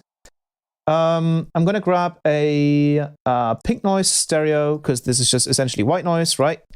I'm going to unlock the automation here. I'm just going to draw a simple automation that goes like this. I'm going to get rid of the high pass, low pass, reverb, and delay. And so now the other two options that you have is volume LFO. So this will do this. It'll just do some volume automation. So it's just an LFO that automates the volume. And then the other thing that is kind of linked to it is the LFO speed. And this is both for the phase LFO and the volume LFO. So if you turn up the LFO speed, it'll essentially ramp it the higher the transition goes. So if we go really high,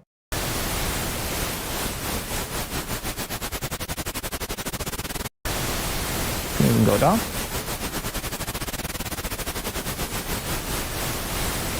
We can also go with the phase LFO, and this one does frequency shifting kind of modulation.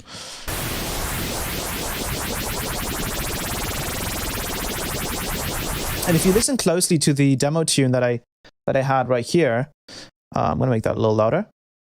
If I go to the drop, listen to how how it kind of transitions into that same kind of effect.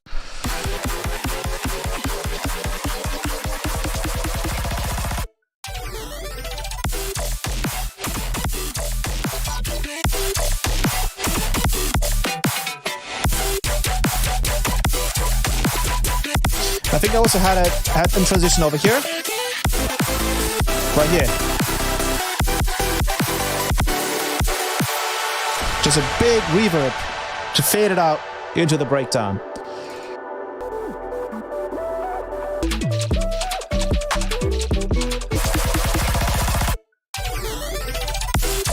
And it's really, really cool that you can essentially just have the transition percentage at 0 and it doesn't cause any other issues. It's really cool. So we can combine all of these effects and create some really, really cool transition effects. Let's do something like this.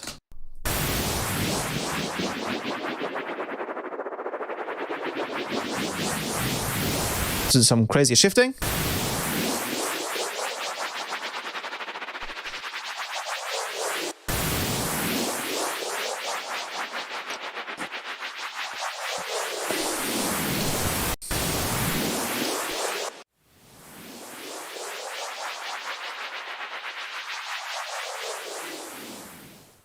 So yeah.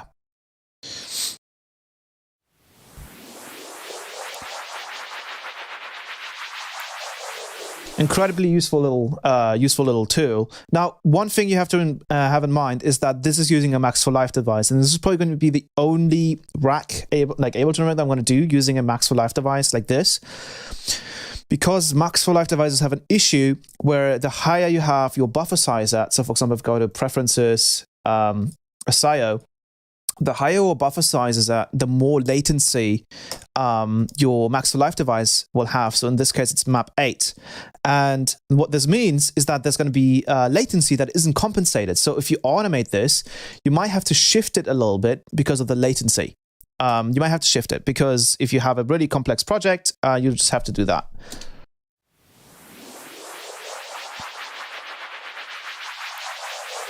But yeah, that's in transition. It's incredibly simple to use, and you can get a lot of different effects styles out of there. And I might actually do a in transition XT with like 8 more effects, like bit crushing, maybe some kind of distortion, maybe some spectral gate would be pretty nuts if you like had an effect that would continuously turn a spectral gate up. So for example, if you had a spectral gate in here,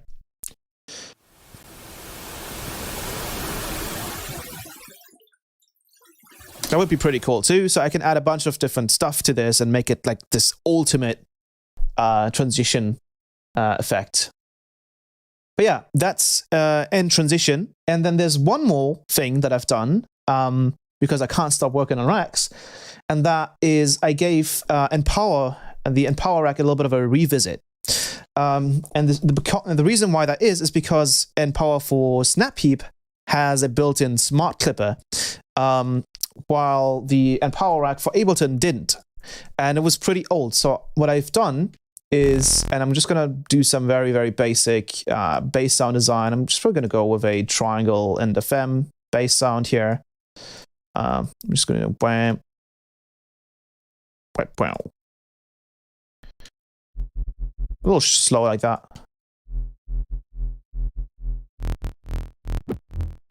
Turn on the warping. Where's the remap? Right there. Sweet. I'm going to grab a high notch. I'm going to just create a quick little bass sound.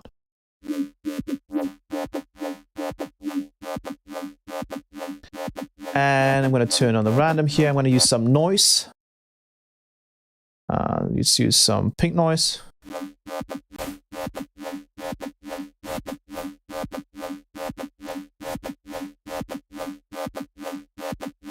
Let's use some flanging on this. So we'll change this BPM.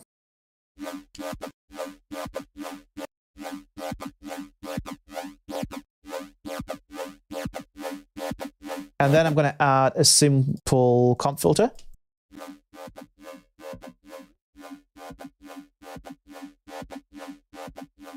Add some sub to this. And then last but not least, I'm going to add a simple delay in here.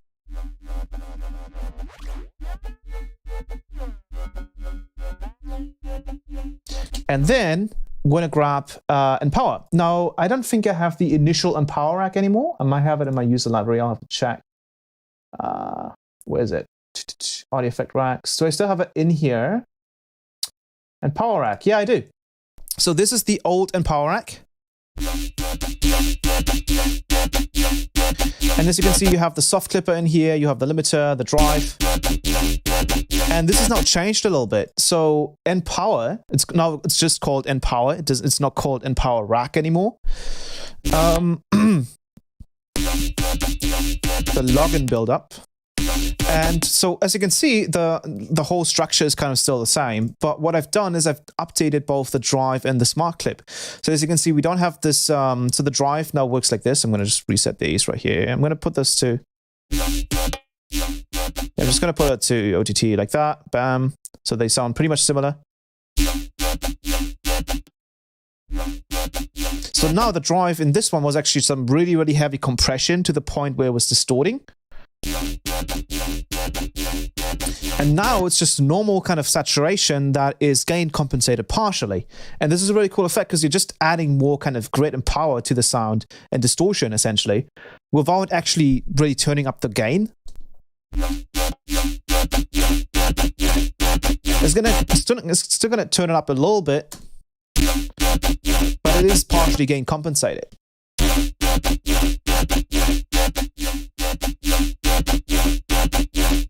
So if we compare this, for example, to normal saturation, it would just become really, really loud. In this case, It's partially gain compensated. So it's a really cool way to add more harmonics without really, you know, getting the whole, oh, this is just louder, that's why it sounds better kind of thing. And then the whole soft clipper section is now replaced with the smart clipper, where it limits the low end and just saturates the mids and highs. And that allows us to really push the sound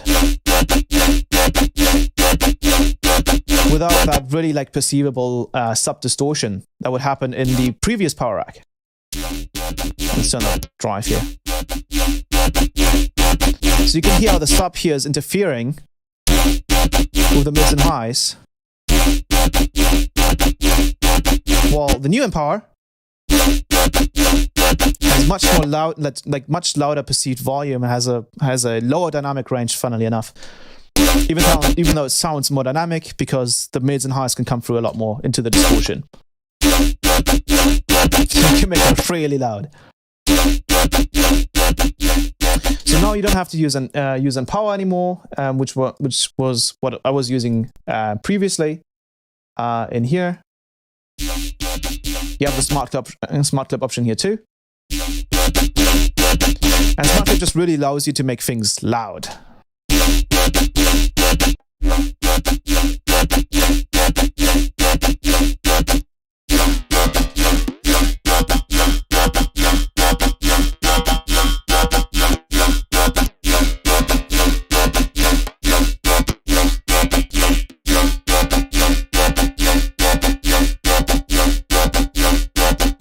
Let's play around with the...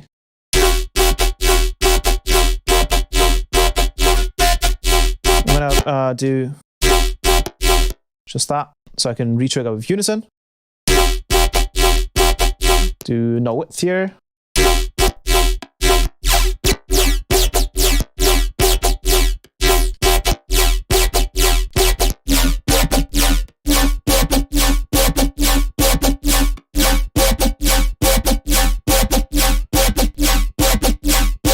Let's add some dispersion.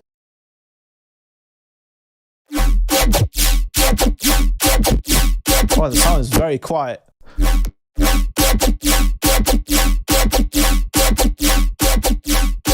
But yeah, you can significantly push sounds now, which is great.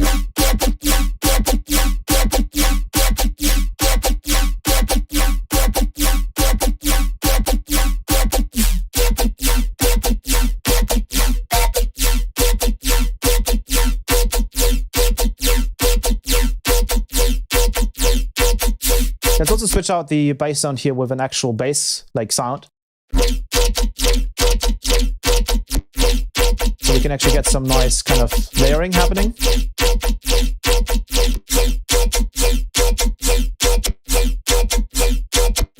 Move the phase to the end.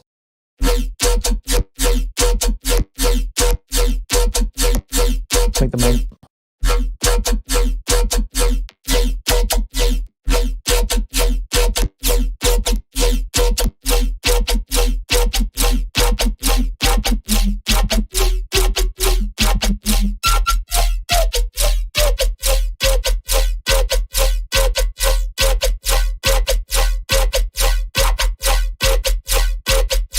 Add one more EQ in here. Let's do a reverse peak.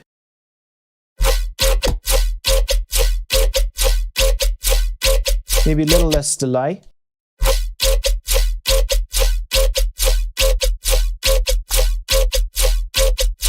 And you can, as you can see, that smart clip really lets us push the volume. Oops, you lost the bass sound. Wow, that's nasty.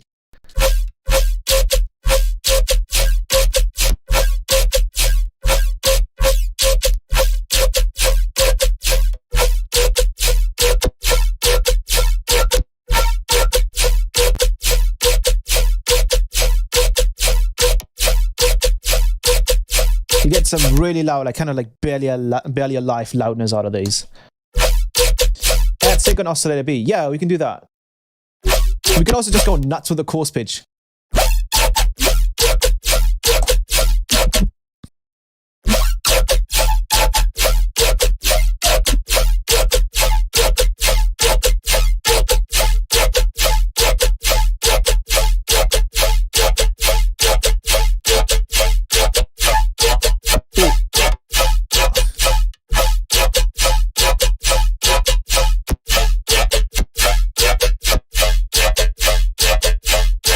Is that the flanger after the filter?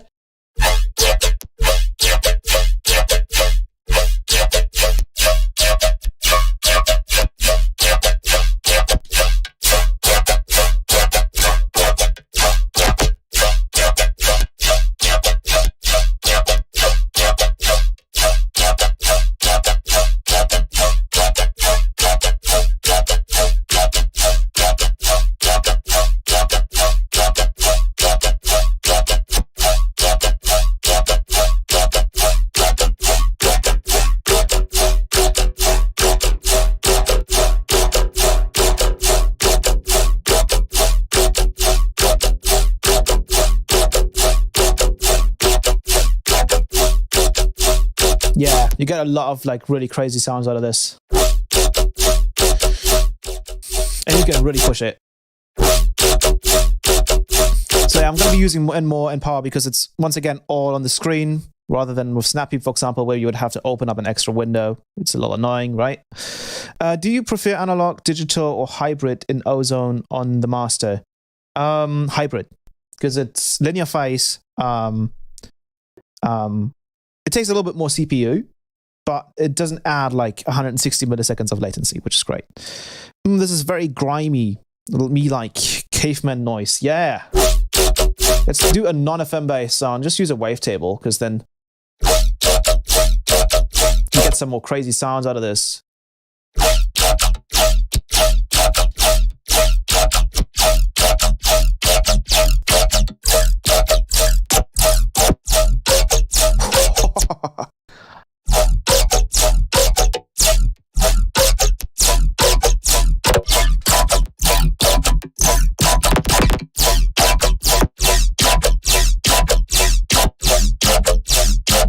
Ooh.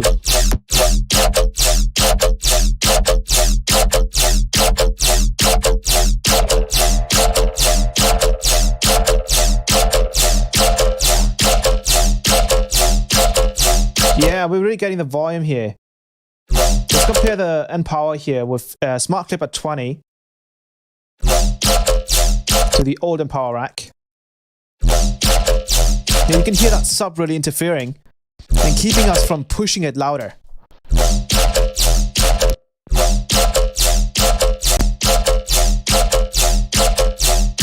series you can get on my Patreon. It's just part of I think you can even get it with a night tier too.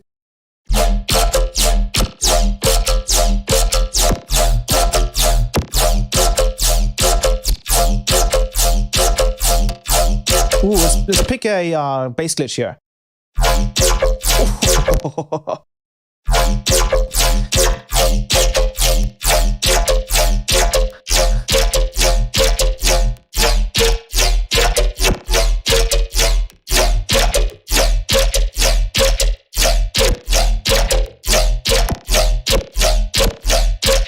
Let's make a note track.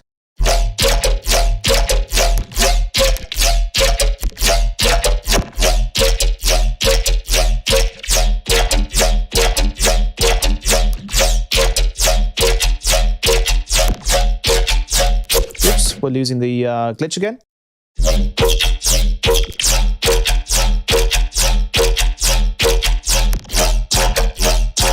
Let's move the delay a little bit.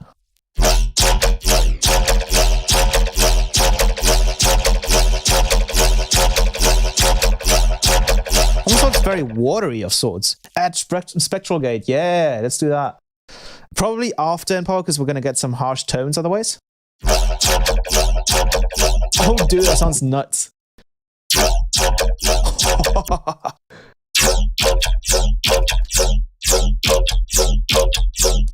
I gotta put this under a beat again, because this can't. Dude, this is kind of crazy. Put it into here. And I'm gonna go in here and just take out the kick drum. So we get some really heavy. Take out the. Make the hi-hats here super aggressive.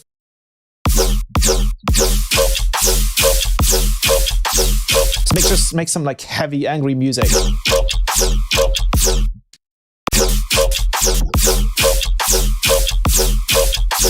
Go to the kick drum and just distort the crap out of it. But obviously, let's not distort it with regularly. We're going to grab a saturator and an EQ8, and we're going to do a high shelf instead. Turn off the adapt here. Let's just put that outside.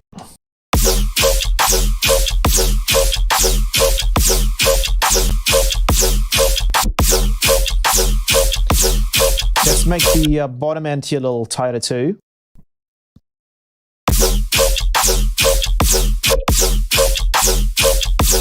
Make this one louder. And now we can just mess around with the positioning.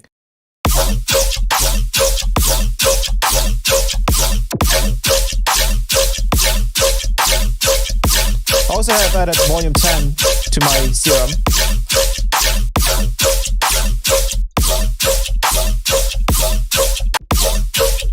Oh, dude.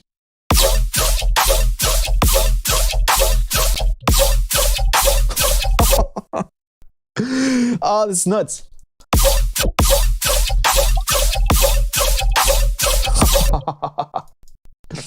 Let's delay the out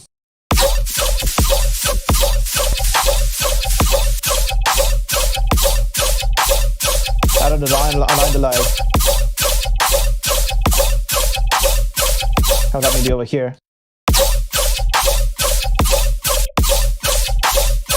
No, something sounds off. I think it's the background effects here that they are kind of triggering too early.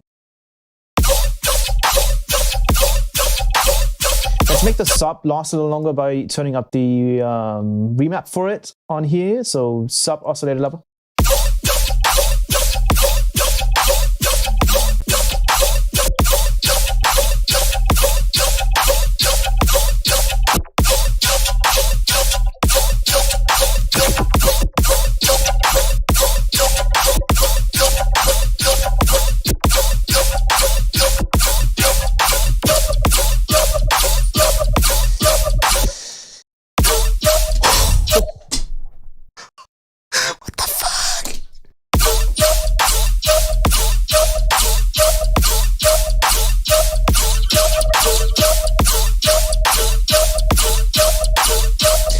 Gate is essentially a multi-band gate on crack. So spectral gate actually uses 72 bands and then lets you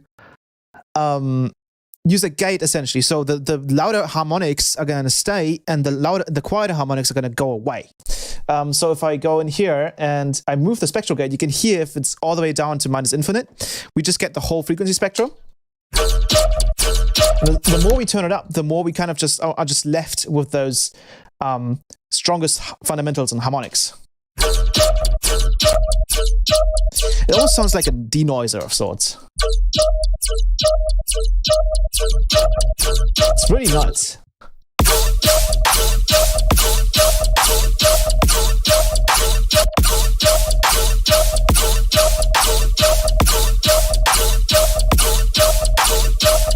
Wow, that's crazy.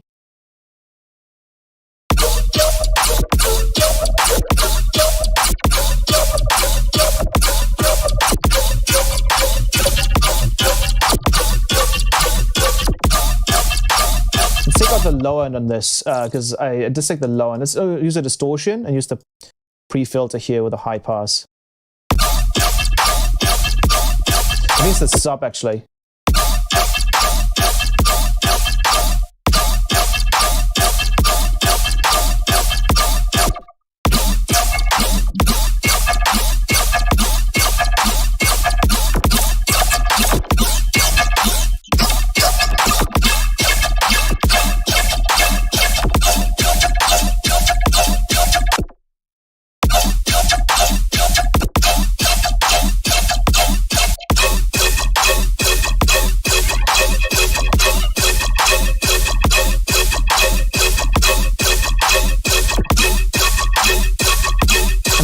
I'm actually going to take out all the sub on this, so I'm just going to grab an EQ8 and just take it all out. And I'm going to add one of the 808s from the trap sample pack. And I'm probably going to put them into a sampler because that should be easier. Bam. Switch it to simpler sampler. And I'm just going to copy the MIDI. Obviously, I probably have to go up a couple of octaves here.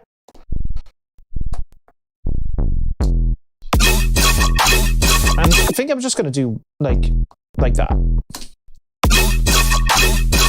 Delay that a little bit so we get a little bit more of a groove. Let's add.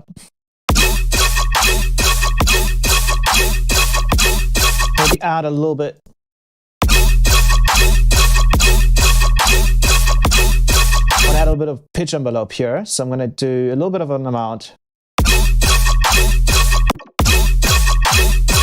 And then lay it right.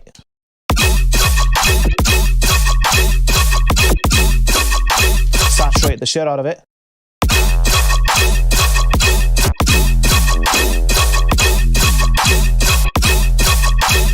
And then we can just replace the sample with a different one.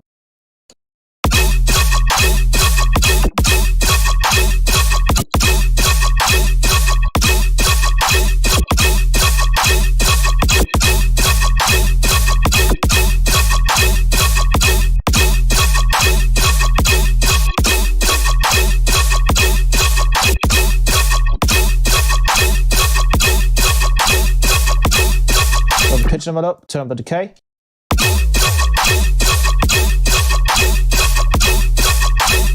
Maybe do some automation with the transpose. Let's go into the envelopes, MIDI pitch, pitch bend.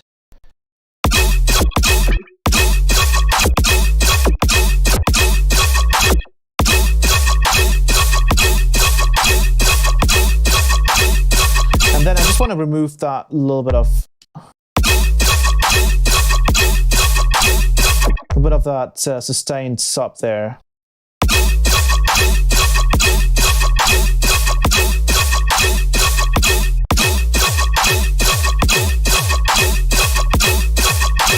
Maybe, just maybe, we'll add an amp and make it really heavy.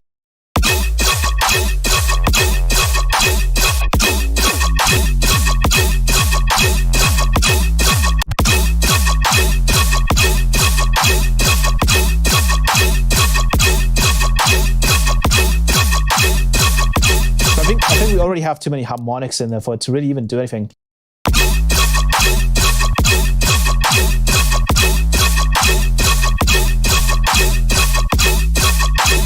And now we can just go back to the main song because it's getting a little stale right now, right? Maybe we actually do just a regular.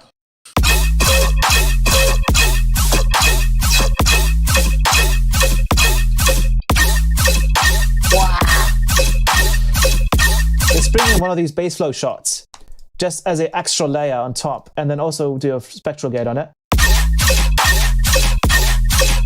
So we get a little bit more of a.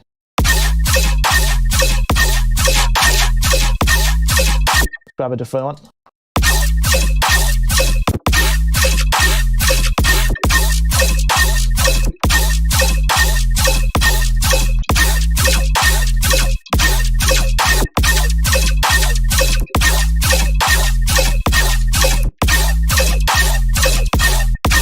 Or we're going to go with the bass one-shot layers, because those sound insane with this kind of stuff. Ooh.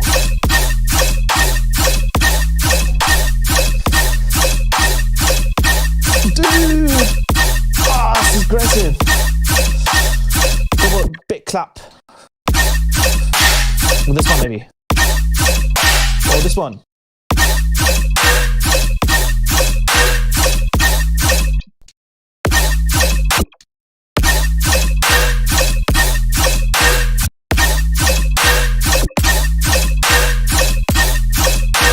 Go with a different. Let's go with an actual snare.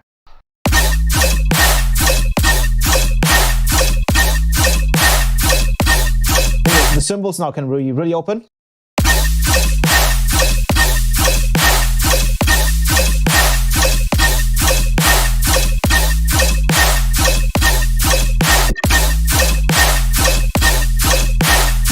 just nuts.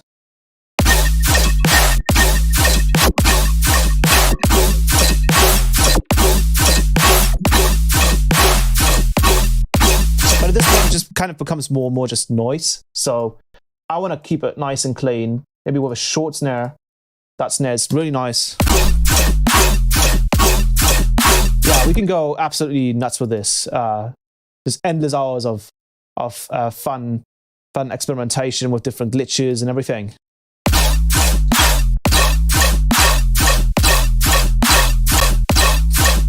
Can we go faster with the rate?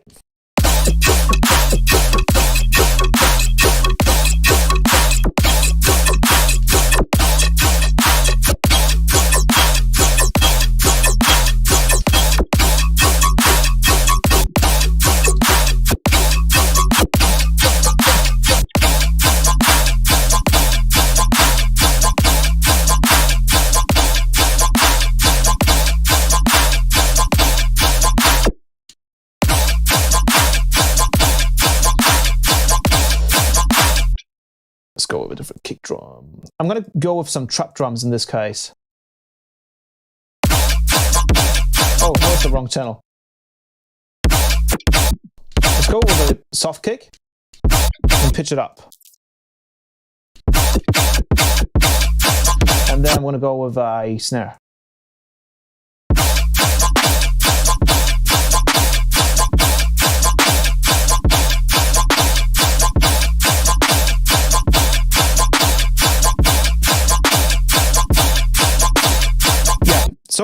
So much opportunity here to do whatever you want, really. Let's go with a single shot. And let's just make it like a bam, bam, bam, bam, bam, you know. Or we're going to do a retrigger. Ooh, let's do that. I'm going to just add a arpeggiator. I'm going to put it, turn it off the sync, and then we're just going to go nuts with this.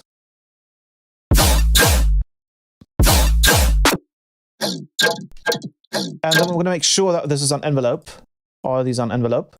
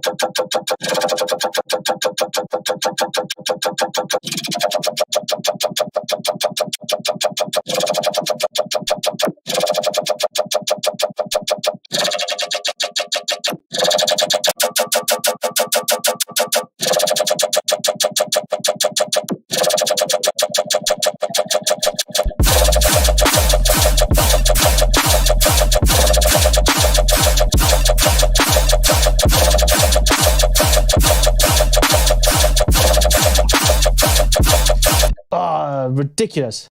Let's take that one out, and then we grab a different bass one shot layer. Let's do that one. That was a little bit more insidious. I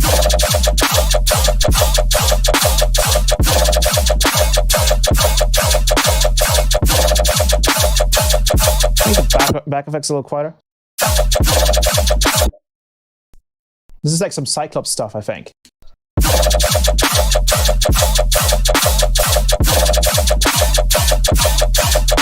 Make it a little slower still.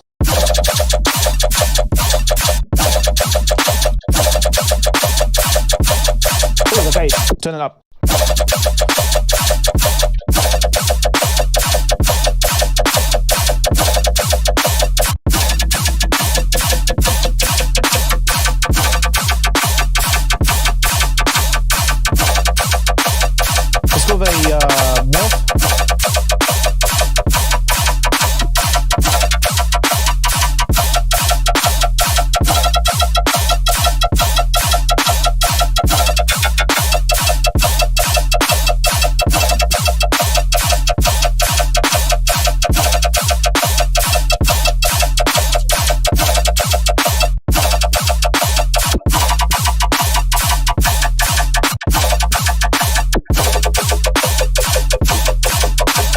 we could do like an off for the wavetable position.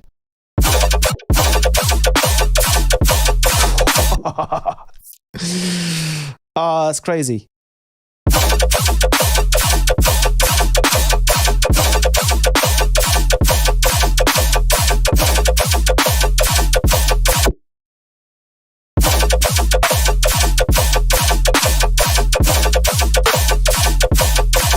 Yeah, that's a lot of fun. I wish you could change the like start position of this, but I guess this depends on how this starts.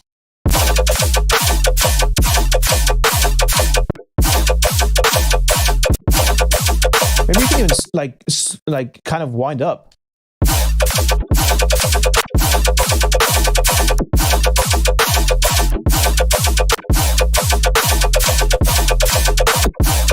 think it sounds cool if it goes.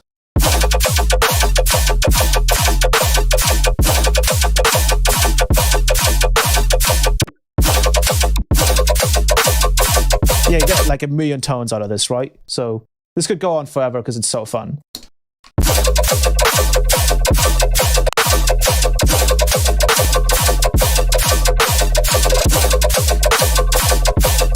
Now, we could also turn this into color base. So I'm going to just grab this snappy, put it on there.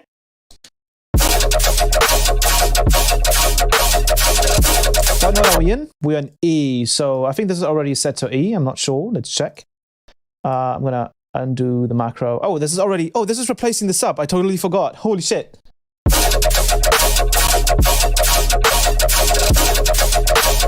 Dude, that's nuts. Oh, that's nuts.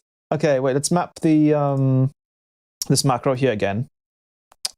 Ah, stupid. Map. Excuse me. Map, please. Oh god. Yep, that's the configure macro 1. Thank you. Is that, why is that, how is that still mapped? Oh, is that the second one? Nope. Sometimes it's a little buggy like that, as you can tell. And then we have to just reinsert it. Map, map, and then map. Still can't map it. Cut it out, paste it back in. Still can't map it. What the hell, man? Maybe it works though. That does not work. But this is mapped, but this is not even... Whoa, what? What the hell? All right, let's get rid of this map 8. We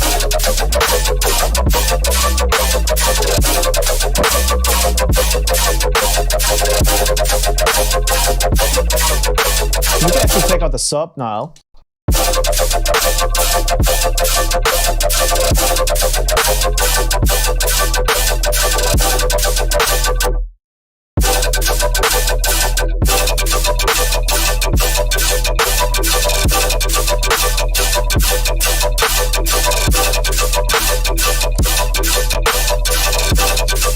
Maybe we have to delay it a little bit so it sounds a little better.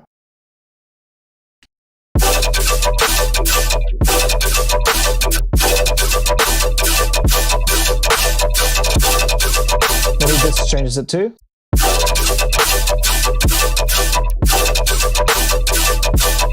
That sounds awesome.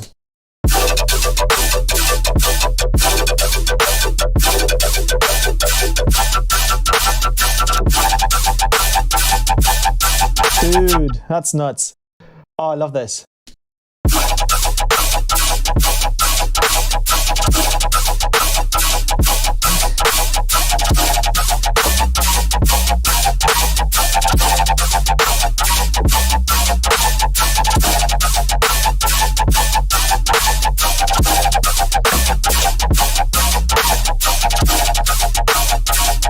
So you can even hear, even those like one shots.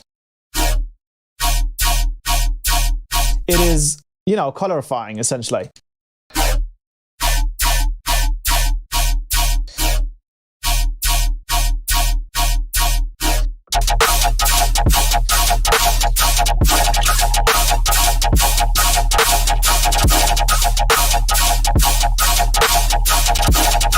Yeah, it's ridiculous. This is just ridiculous.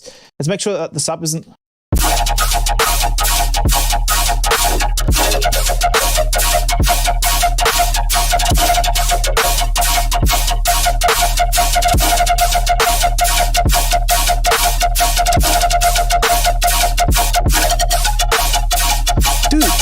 like stuff I haven't heard before.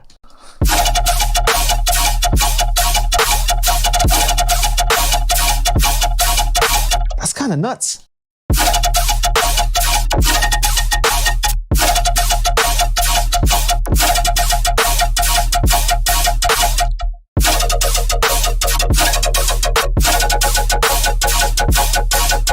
And we can even move around the comp filter a little bit here. I think that'll be fun too. To kind of give it some movement. Whoa!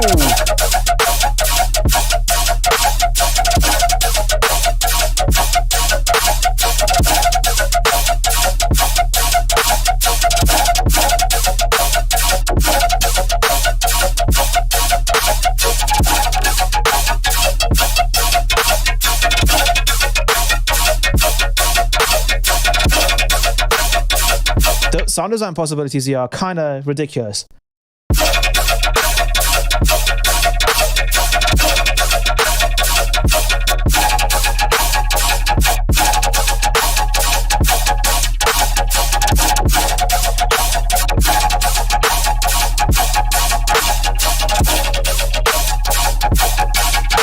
Let's try some of the spectral sounds here, spectral glitches.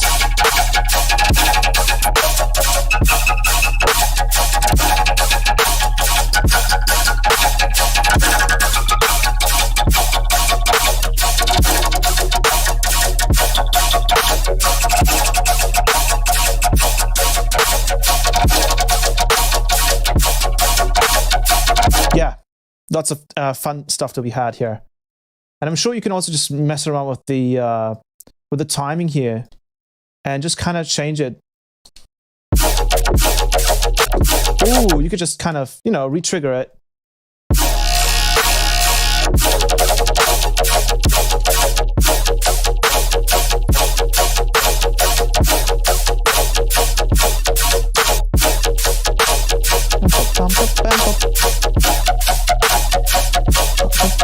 Just make the kind of progression slow.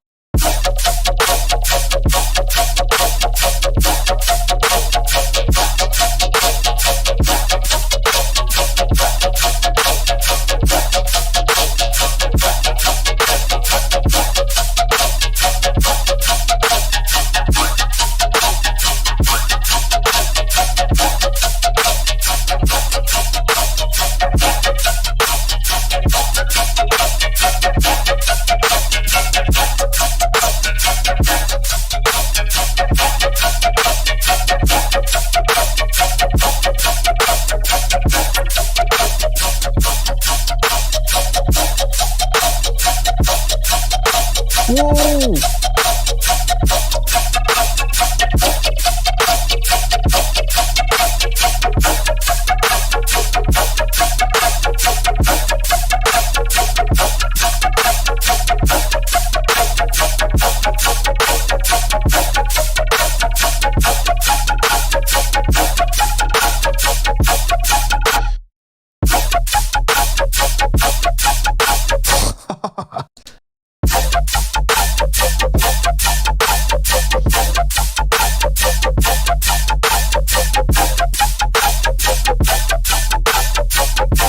You could do some crazy stuff.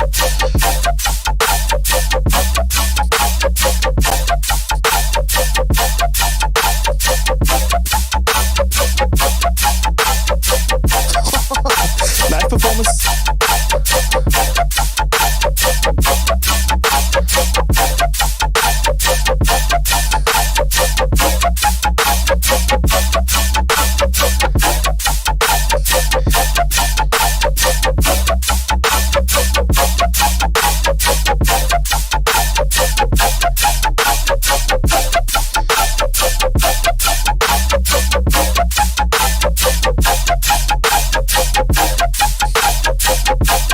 Ridiculous.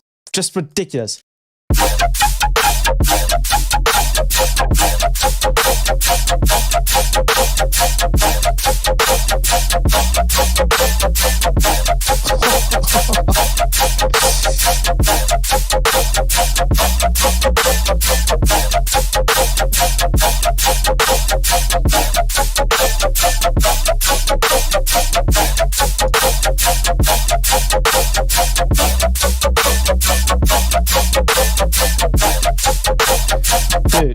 Man.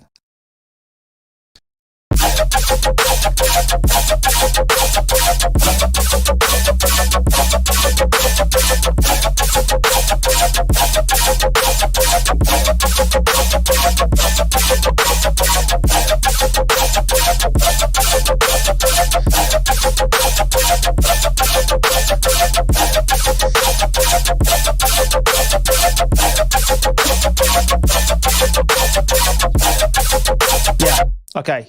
I think that'll be enough of that.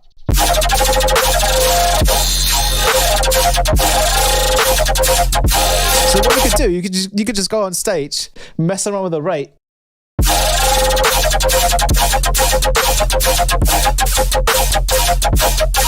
Actually, I think I might have 2 knobs here that I can use. I don't think any of these should do anything. So I could technically map these. Oh, dude, I'm going to do that right now. MIDI, map, and then macro. Oh, dude, this is going to be insane. Let me check if yeah, this is mapped. Look at that. Oh, dude. Okay, and then we're going to do some live performance right now. And then MIDI, map, macro, and now let's go.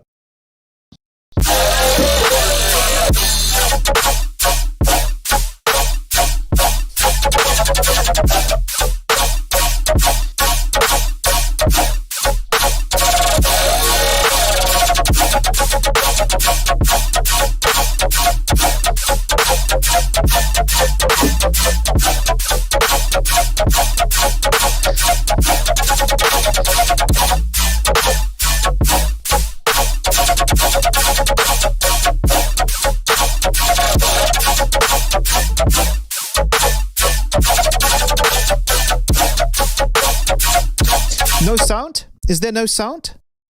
Did I mess something up? Is there no sound? Let me check. I can hear. Sound is working great. Perfect. Troll. It's a troll. Okay. Oh, I didn't even do anything. It just sounds nuts. Bum, bum, bum, bum, bum. Bum, bum.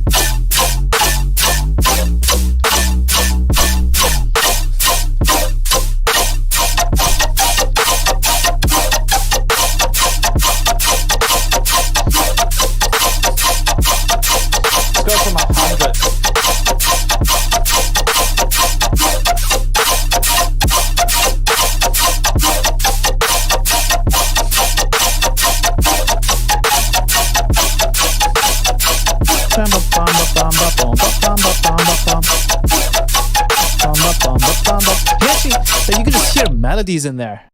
That's kind of nuts. How it just generates melodies for you. Ooh.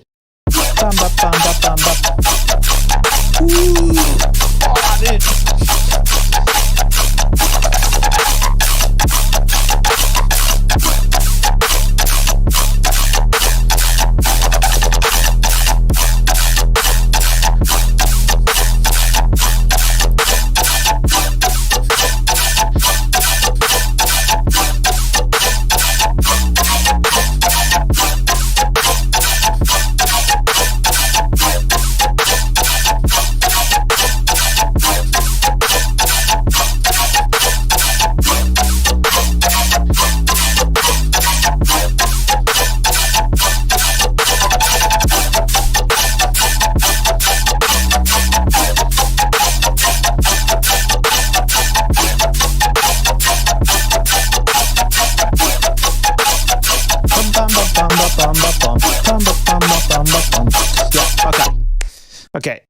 That's enough of that.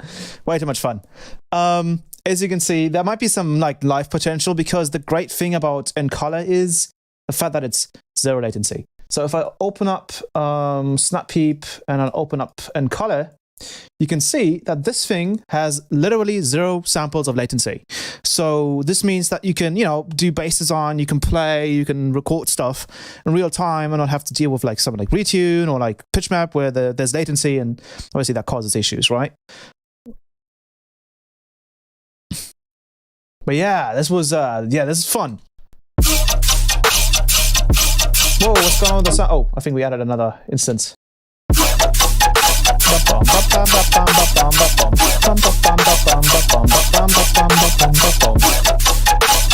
That's crazy, man. That's crazy. Oh, that's crazy. I'm just baffled by this. I didn't even think of like mapping the key and the end sub to the same thing.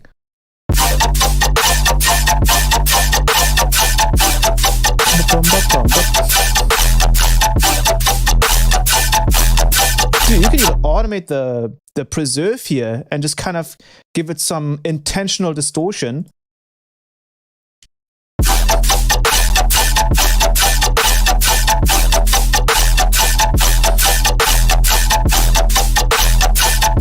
That's nuts.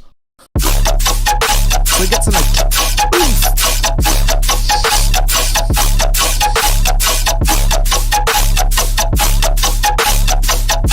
That's nuts, dude. That's nuts. Let's make this one like.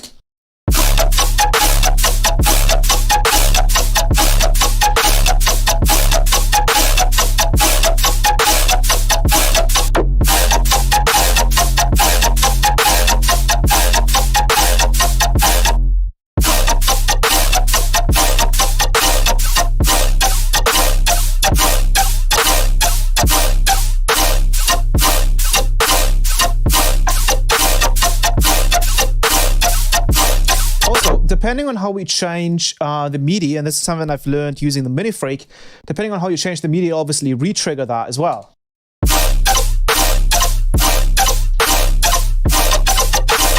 So depending on how long this is, you can kind of do a whole phrase using the delay here.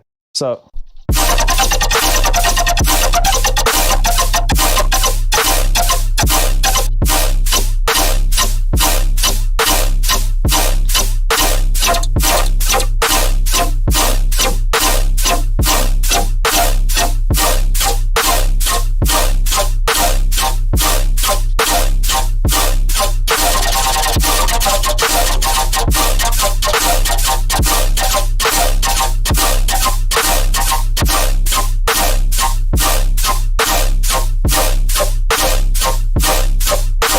This is some crazy stuff.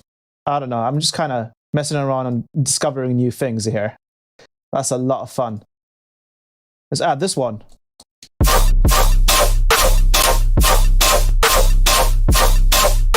Or maybe that one. Let's delay it a little bit because it's pretty transient heavy and we wanted to kind of do a different one. That was too much.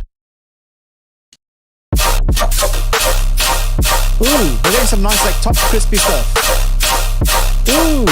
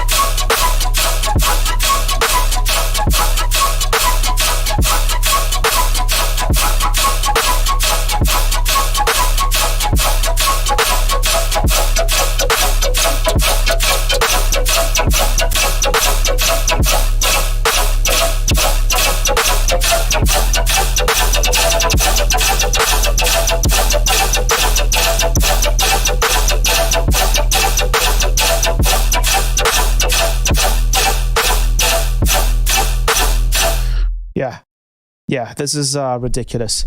Subnight, wait, is it just layering or actually being processed with the main patch? Yeah, so currently there is a snap heap here that is doing end color and end sub at the same time. So without it, it would sound like this. And then with both of them together, and I could just kind of throw anything into this layer section here.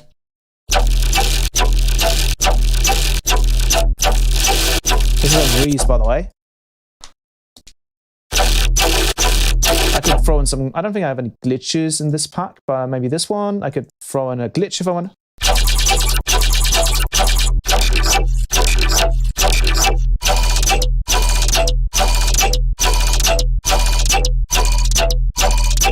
I'm gonna make these longer again.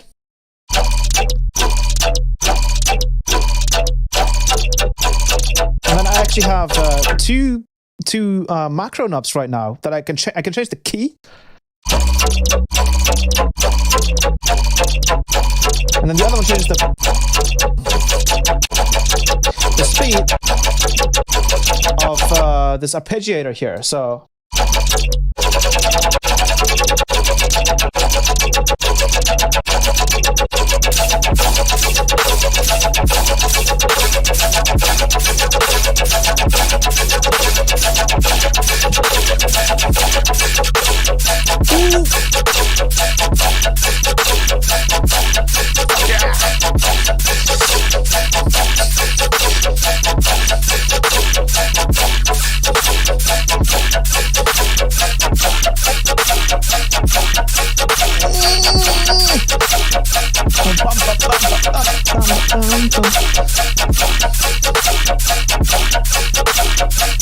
kind of crazy. And I'm just using the sampler and serum. So that's all I'm going to use, and we're going to just use bass glitches. Okay, I'm fucking out of here. Holy crap.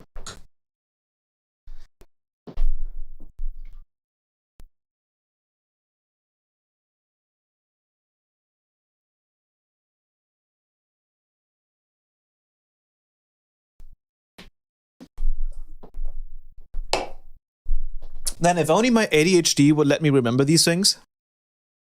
Holy shit.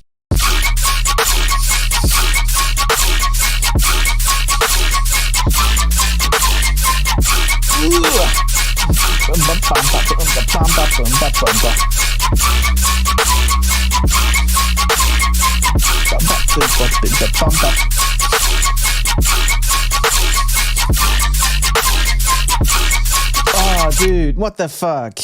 What the fuck?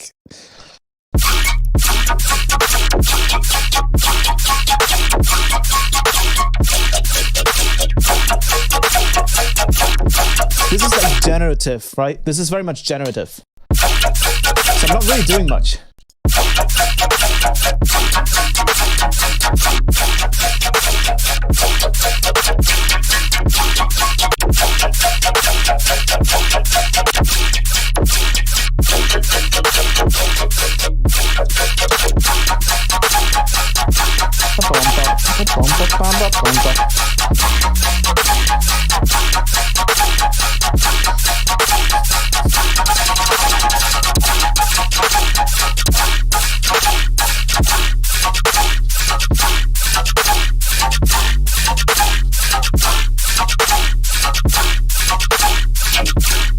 You can also make them a little slower.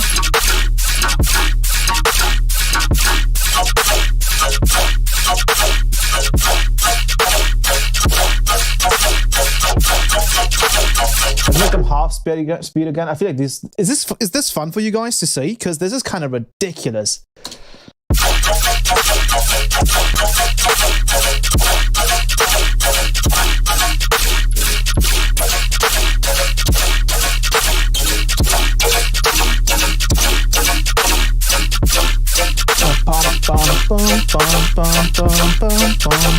Let's throw a little bit of reverb on that. Or maybe like a delay that sounds like reverb.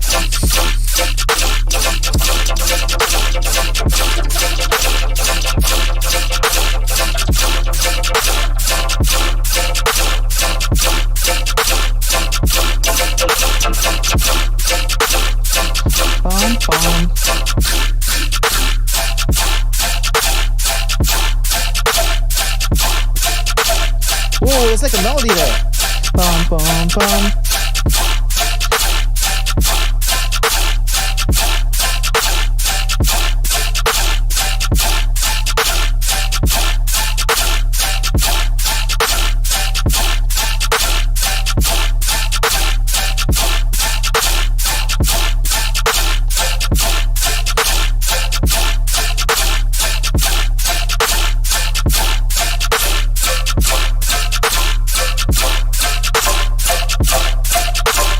Let's switch up the bass loop.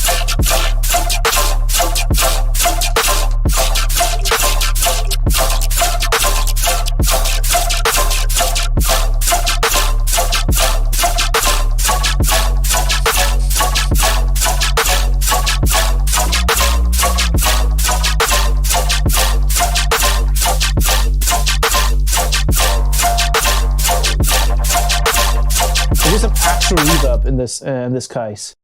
A lot of people don't know this, but the Valhalla room actually has an EQ in it. It's just a little bit hidden. So obviously you have the high cut here. But you can actually go to the... Oh, what the hell was that? You can go to the bass X over and the bass multiplier. And if you put that down, it is essentially taking out the bass.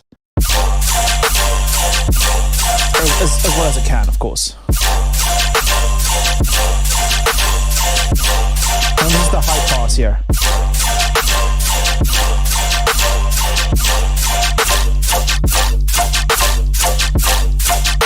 Dude.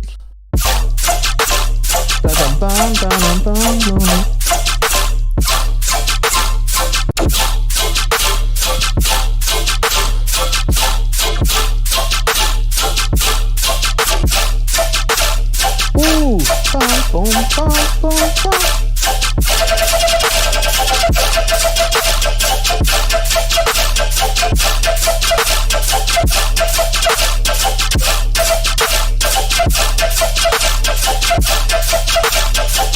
I get this.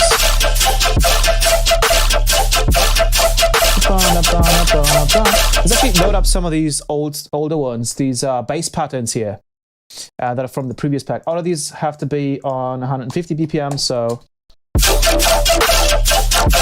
that's probably too much. This is probably going to be too much too. Let's try this one. 150. That's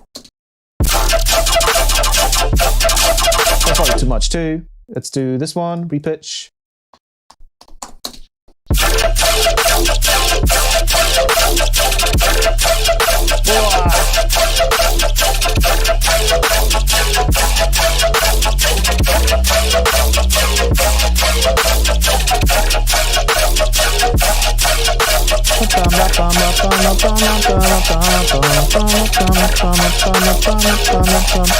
Obviously now you can just go creative and just, you know,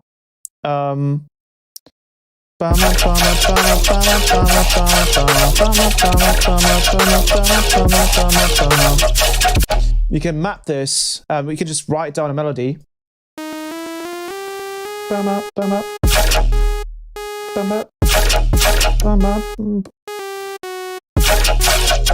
So this is like a oops,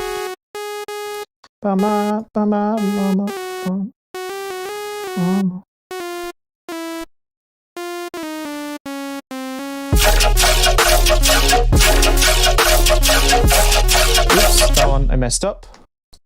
Turn it to the sidechain. We gotta delay this properly, so let's do.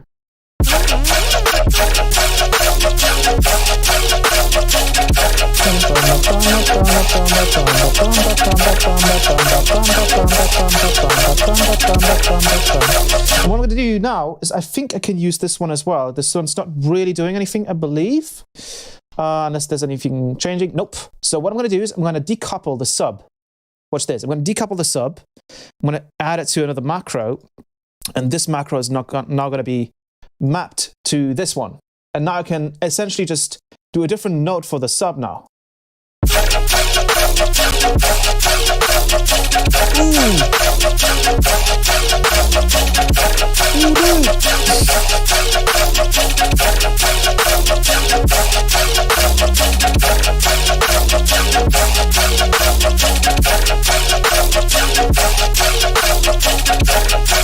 And we can pick a different scale, but then obviously we would have to change this as well. So I'm going to turn that off for now. So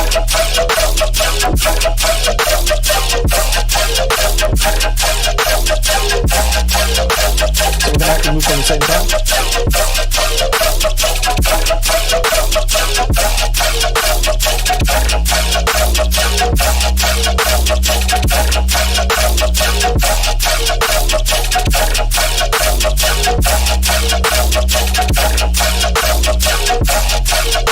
Yeah, okay. So you can see where this has potential to even be played live. Holy shit.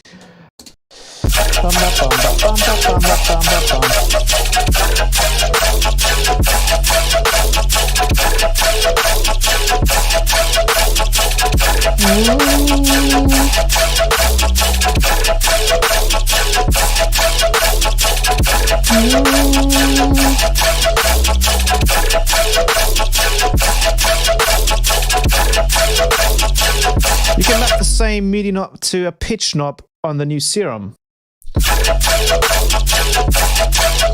Ooh, yeah, you're right. I could wait. Do I have another one open? I'm not sure what this one's doing. Let me check. Yeah, that one doesn't do anything, so we might be able to just use this knob as well. And what I could do is I could do some experimental stuff right now, and I could go into this one and add a multi-pass. Actually, we probably have all the sub removed here at this point, right? Yeah. What we're going to do is we're going to grab a frequency shifter, and we're going to map one more of these on here. So I'm going to hit MIDI, shift, and that's, okay, that's going to be, oh God, you should probably not do that. 1 second. Group it, map, shift over here. I'm going to do, oh, Jesus, okay, never mind. Well, let's do a snap heap then, because I do not want to do crazy amounts of this. I'm going to do -200, and then the macro is going to go up to 200 plus. And then that macro I'm going to map. MIDI, bam, bam. There we go. Stop MIDI. Thank you.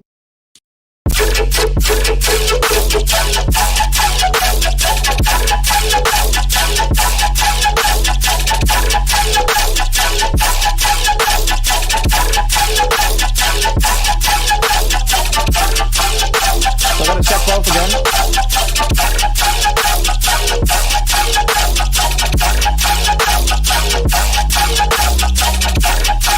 Ooh.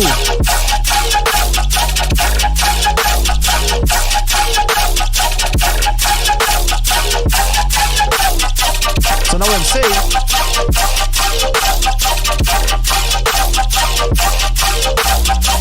Ooh.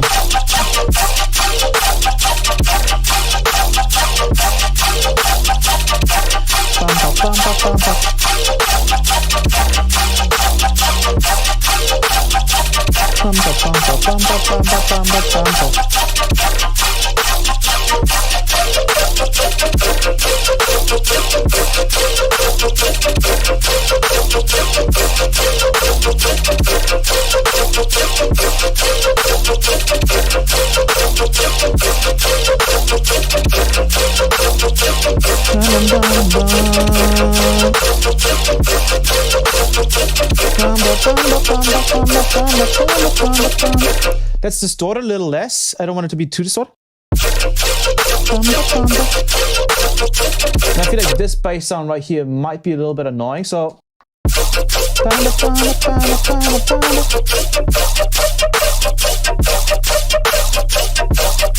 then let's switch it up.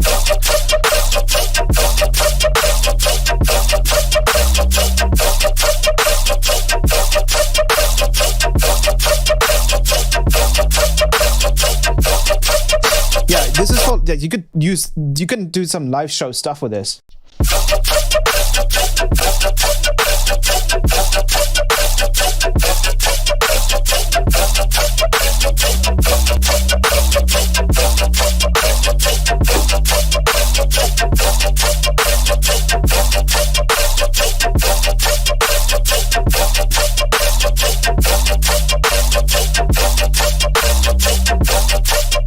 I don't know which note I'm currently playing, so I'm just gonna link both of them together again, because that was a lot easier to kind of do. So I'm gonna unmap that and map this back to the C0 to the B0, and now I can just change the whole thing.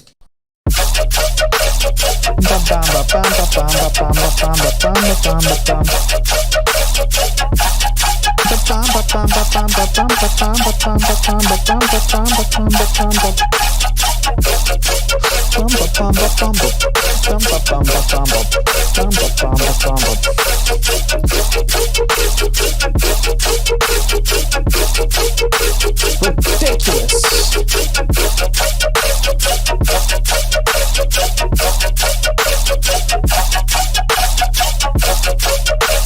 Is it possible to use remap to link end sub to a scale? Yes, you could potentially do that. Absolutely. That's actually a smart idea. All we have to do is we just have to grab a remap and let's do a C major, right? Actually, should we? Oh, that's going to be difficult. That's going to be, going to have to change that. What do you have to change it to? I forgot. But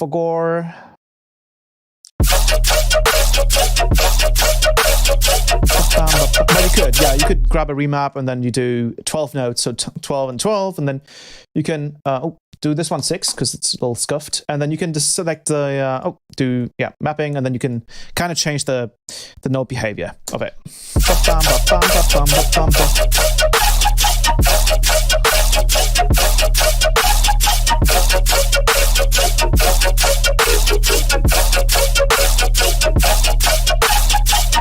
I can just imagine this going like bum bum. So all I'm going to do is going to unmap the sub again and map the sub to macro 2 again, because that was fun.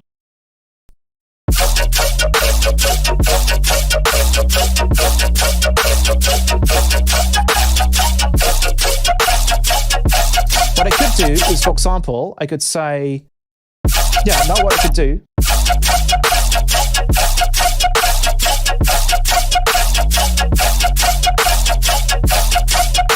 I could map the C0 to B0 knob first to the remap. So the remap maps this, and then the macro maps this. So now I could just kind of decide what nodes I want to use. Let's go actually with 3, because I want to keep it fairly simple. So we just have a couple of notes to work with. And then the next one I want to be that one, and then the next one I want to be that one. Next one. Next one.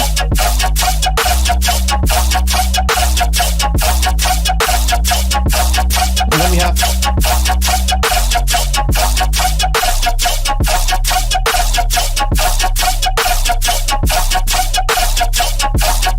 dude, you're right. That was so much easier to do then. Okay, let's play.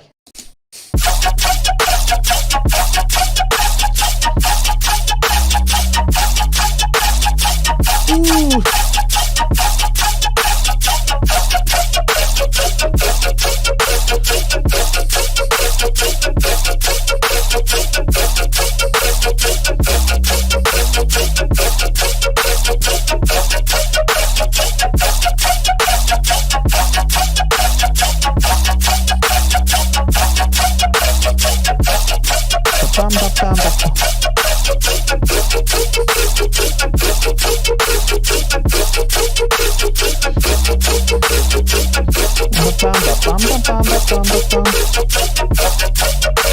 And we can still switch.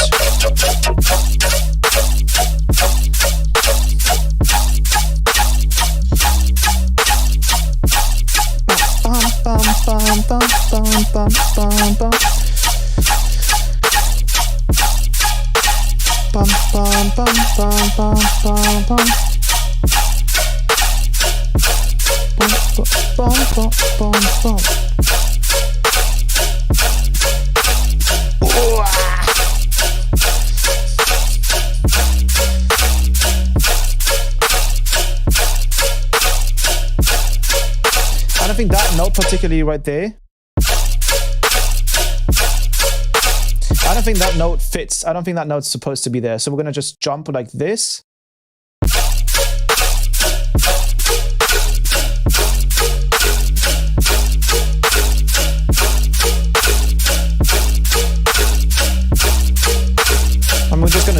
4 of these, so that one is probably going to be the same.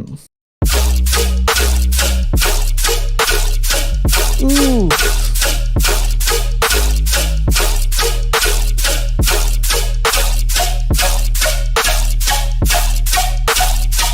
Bum, bum, bum, bum, bum.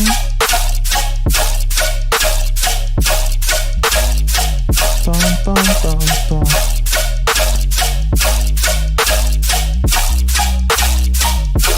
Bum, bum, bum, bum, bum, bum. And one more thing that we can do is we can actually make the bar maybe even longer, and that should allow us to actually have like a much longer progression too. Bum, bum, bum, bum, bum, bum.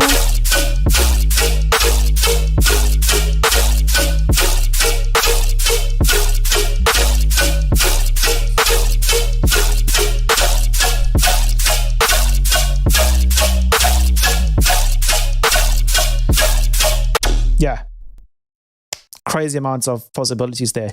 Wouldn't you have to change the chord to a major depending on the note though? Like not every chord in C minor is minor. There's E flat would be D sharp, right? Major, for instance. Wouldn't you have to change the chord to a major depending? Yeah, so funnily enough, of course, this just has all the notes in there anyway. So depending on what frequencies hit certain notes, you're going to have a different chord happening, of course. So we can also enable the sus chord using the mod wheel. Yeah.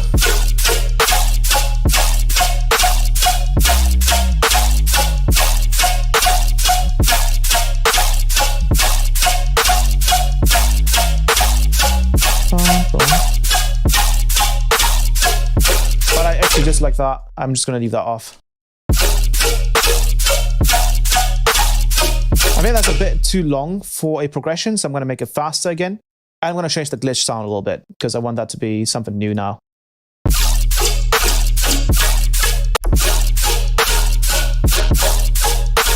Ooh.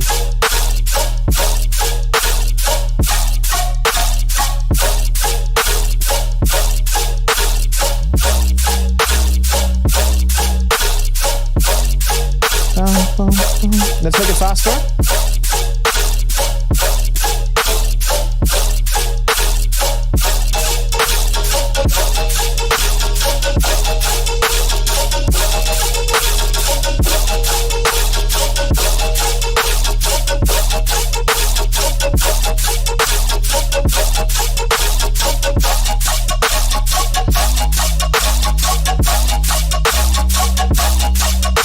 Oh, I can hear it.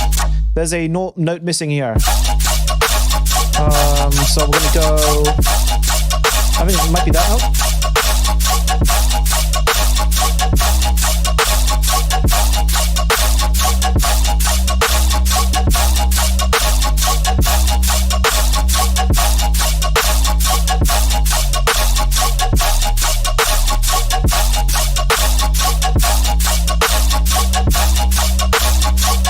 I want the in between. I think I have to go to 6. Ah, that way. It has to be set to 11. Yeah, there you go. Okay, that was wrong.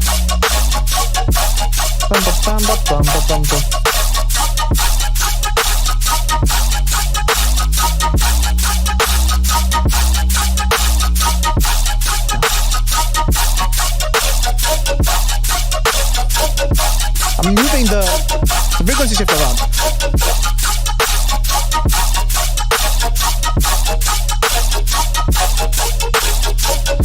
Crazy. I'm going to keep the comp filter static now.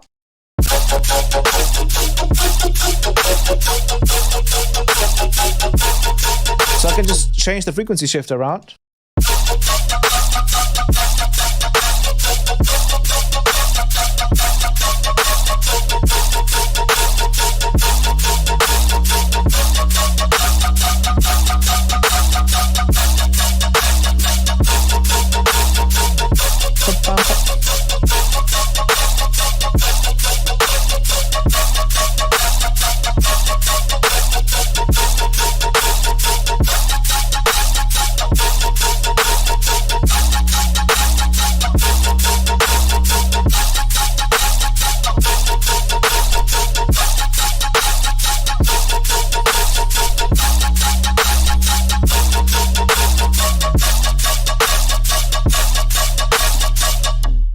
Crazy stuff.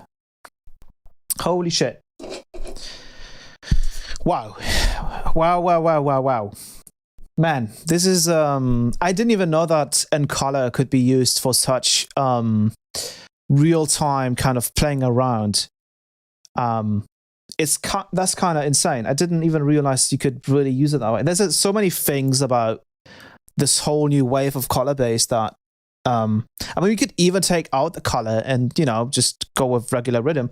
But I feel like there's so much more expression when it comes to color base. So much more expression.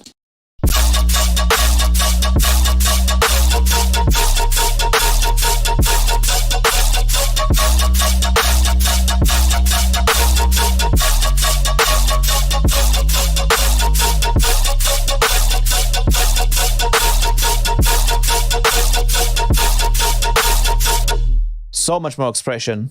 That's kind of crazy. But yeah, I think I've shown you in color enough. It's on the Patreon. I think now it's kind of complete. It has everything that it needs. I don't really have to complexify it any more than this. And hopefully, and I think this should be fine. We can include this one maybe in the content bank that I might be doing with Kilohertz, because we kind of just need something like this, right? This is kind of nuts. Like, this is the advantage that you will have if you make a bass sound. For example, we could do the same bass sound in Faceplant right now. So if we do just a simple, let's grab this Faceplant patch, paste it in here. Everything that we're doing in this snap heap right here, we could just save that and call it something, right? It doesn't quite matter. And then we can just mute everything else. So we're going to mute this, we're going to mute this, we're going to mute this. We just have that Faceplant patch, and we can just load it up inside. And then we just obviously set the notes here, so doesn't quite matter because this is already kind of taken out things. So we could just go with a wavetable, for example, and wavetable, and modulate the frames, and like that. And let's do 2-1, and then let's duplicate that one, do a normal 10 maybe, do it faster, and then automate the gain. Let's add an end color and power in here.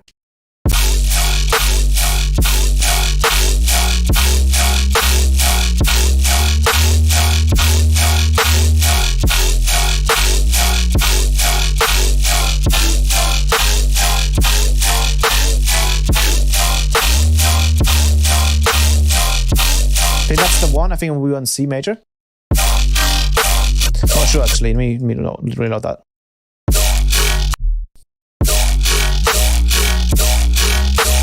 I think I messed up the position. But you get the idea, right? If we just maybe just undo that and undo this, we can just map the same macro, and we should be ready to go.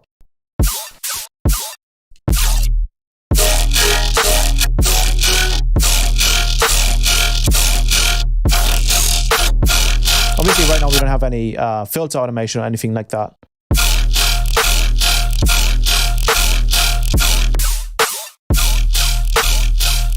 Undo that.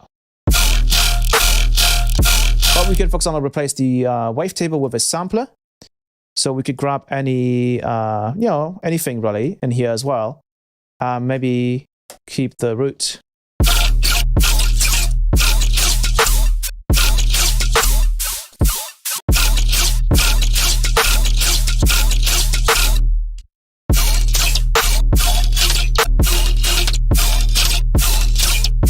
I think we actually need the empower in here. We can just take that off. But I do want the volume modulation happening, so we're just going to do this.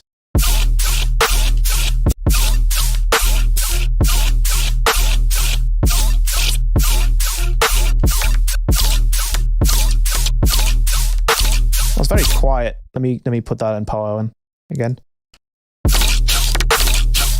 Let me get rid of the sub on this because we don't really need the.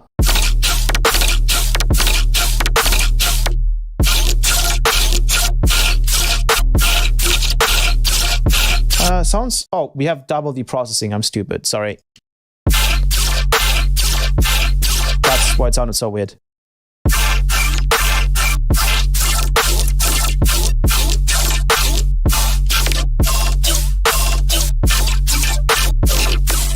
Let me do a, you know, like a bass flow.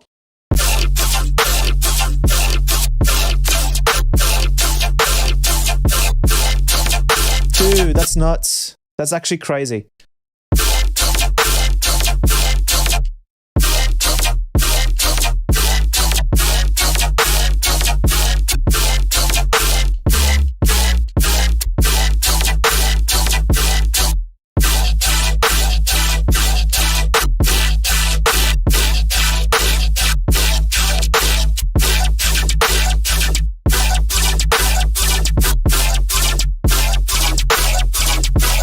Let's combine it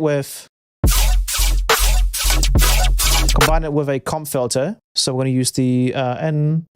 Ah, that's the one that was missing. Where is it? And comp filter. Where are you? Wait, where's my N comp filter? Whoa! Did I delete my N comp filter? Oh no! Where is it? Oh god! I might have deleted it. It's obviously on the Patreon, so I can just.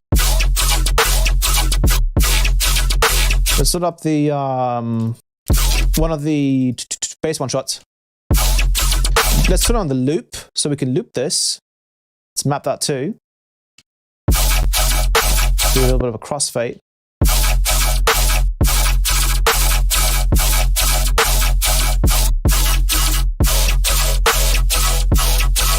Yeah.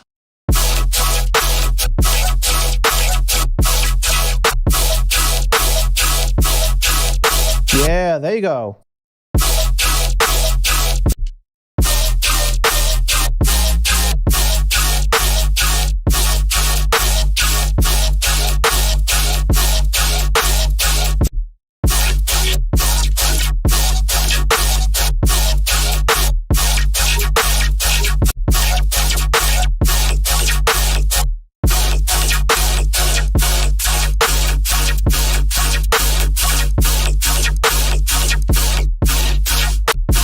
But yeah, you can see there's many possibilities with this. Wait, it was there. It wasn't favorited. Where is it? And oh, there it is. Oh, okay, sweet. Thank you. I'm blind. Holy crap.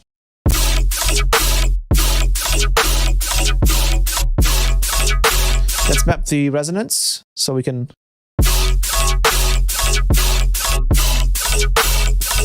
Yeah.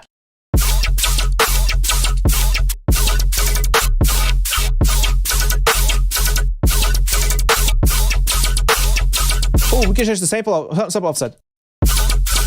Ooh, dude.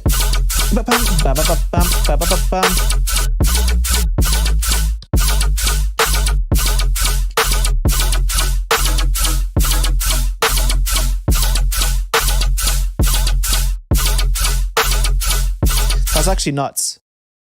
This saves so much time. What the hell?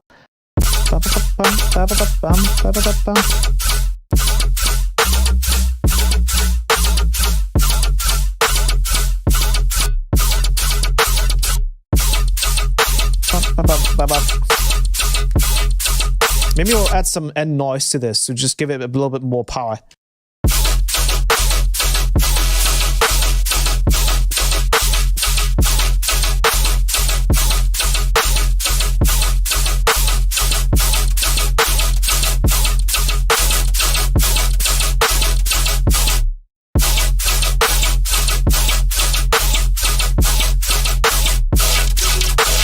Probably before the end.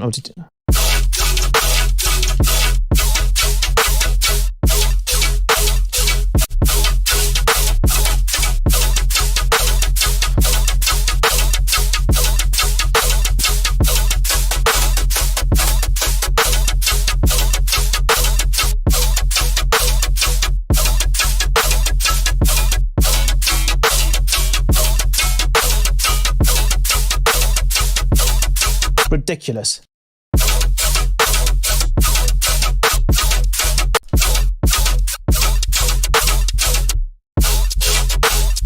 I mean, we could throw anything in now, but I don't think they have a lot of good factories. Let's see. They probably just have like one-shots and stuff in here. So nothing crazy with like effects and stuff. But we could try bass glitches and everything.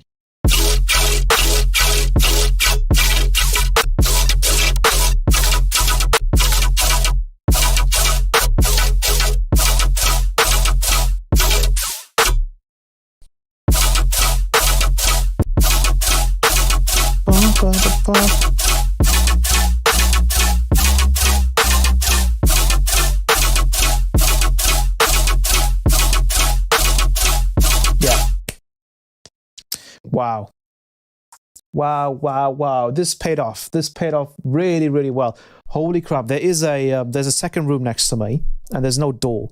So I can see into the second room and it's dark. And there's a lamp and the inside of that lamp is white. So every time I look into that room, because it's pitch black because there's no lights on, it just looks like a face, and I just get scared of shit every single time I look there. Seeing you not sync everything to the tempo and using arbitrary speed values is really inspiring. I've never looked at it that way. I tend to keep everything in sync with tempo. Yeah. This kind of method is completely like, you load up a sample that is essentially a glitch. So essentially a sound that consists of different little bits and sounds and everything. And you let that determine the rhythm, the melody and everything, right?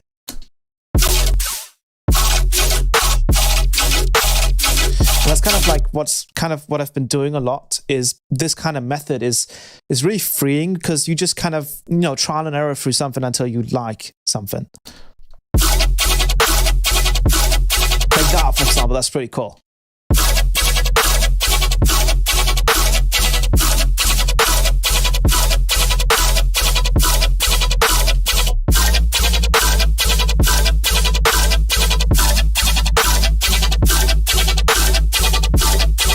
We can change the speed of that with the pitch.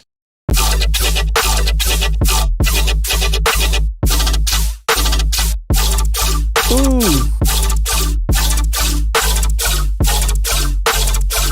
Bum, bum, bum, bum, bum, bum, bum, bum.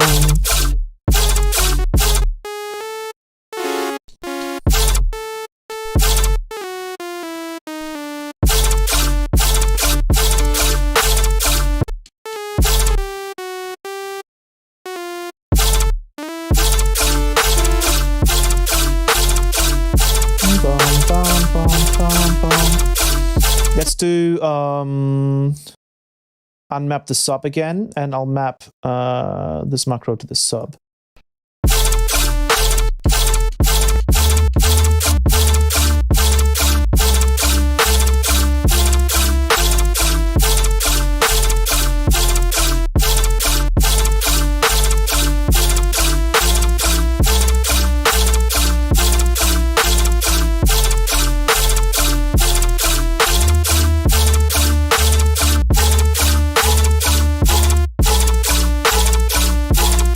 I'm stupid. Wait, 1 second.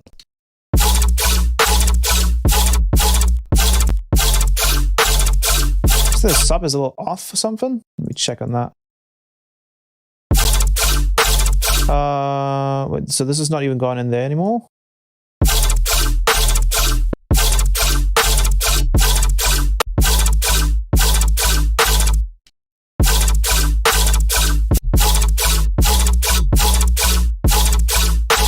I know why, because I forgot. Oh, I'm stupid.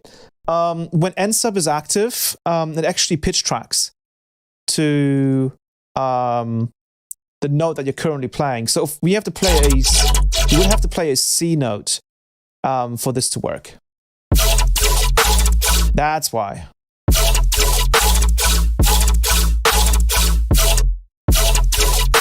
So now that we're playing a C note, we can actually pitch this differently. There we go.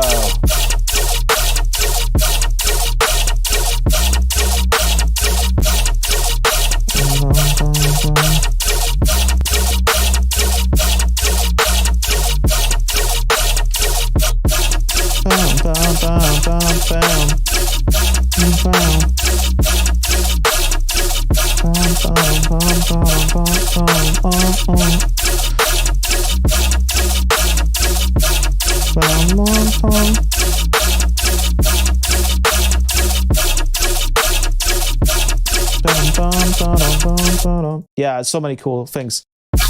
Ooh.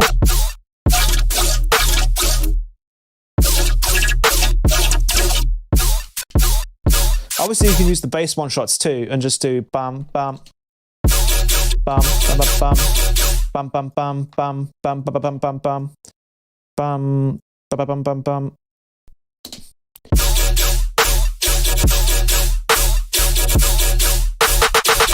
Let's replace the snare with a. Let's do all face plant this time around. Let's do a face plant, and we'll load up N snare Jan XT.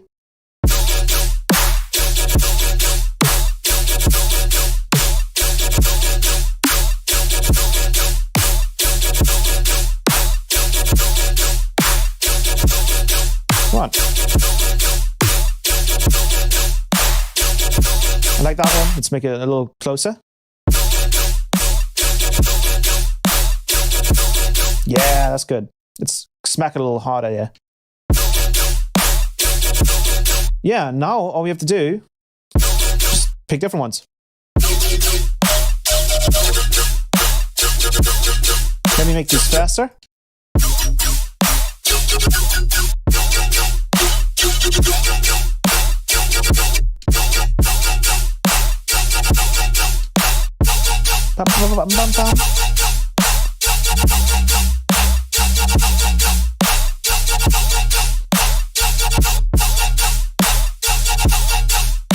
Let's take out the noise here.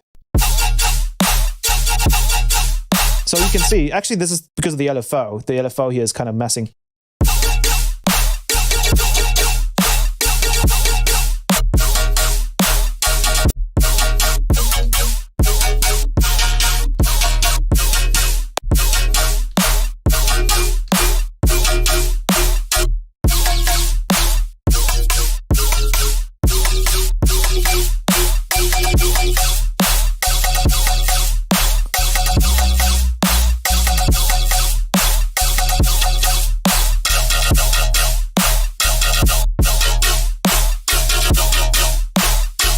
If anything, we could also just change the note around in here. The issue is that with N sub, we would preferably have N sub outside of this group. So I'm just going to override this color thing, and I'm going to just grab snap heap in here, load up the color thing, and I'm going to delete everything but the sub because I want that to be outside of it. I'm just going to get rid of the N sub in here.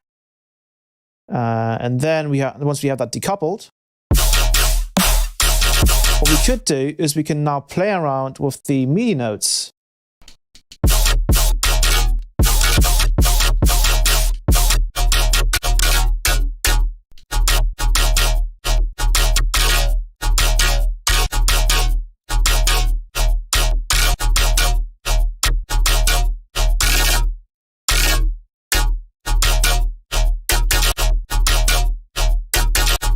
Wow, that's kind of nuts. And then let's go configure and move the macro here.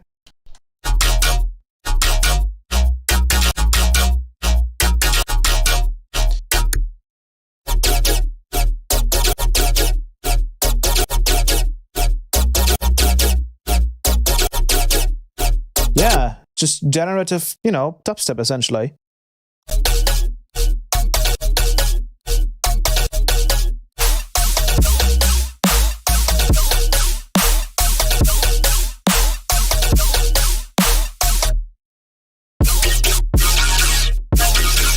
And we can obviously go with I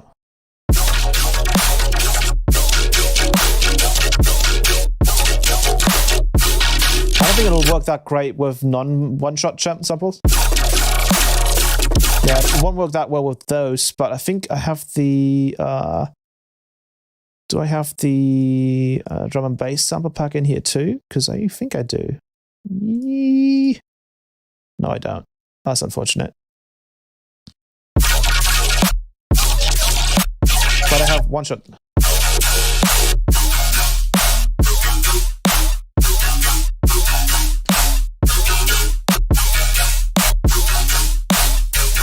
didn't really need the end power here.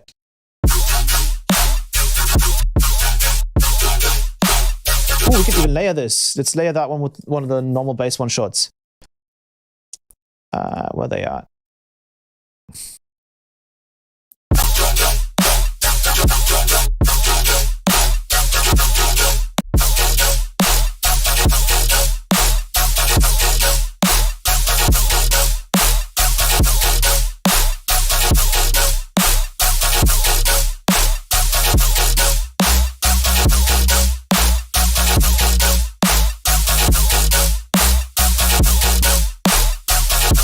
Yeah. That's cool. I like that a lot.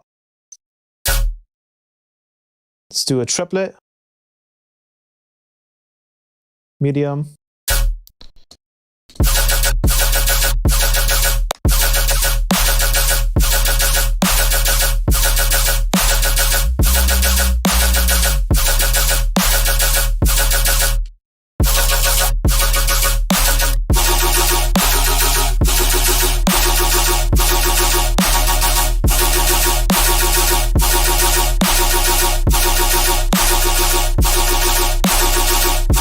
Tighten this up using the envelope.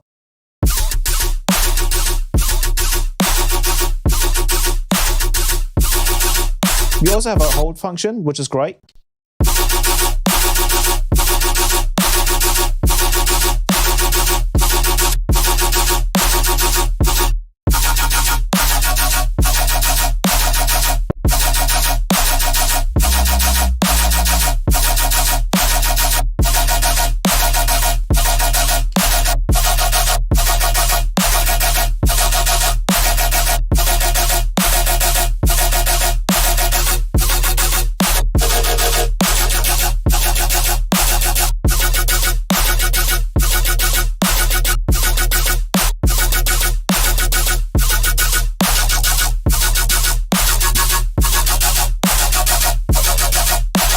Speaking, NSUB should also be detecting those transients.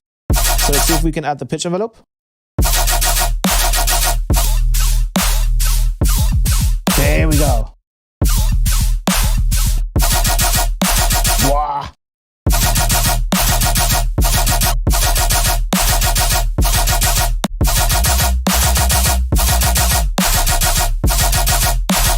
That's nuts.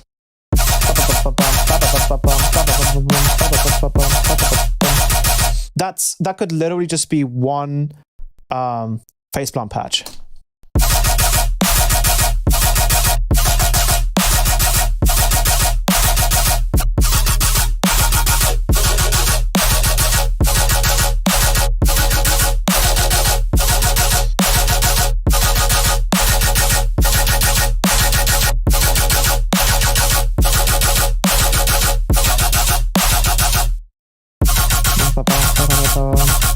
Sweet.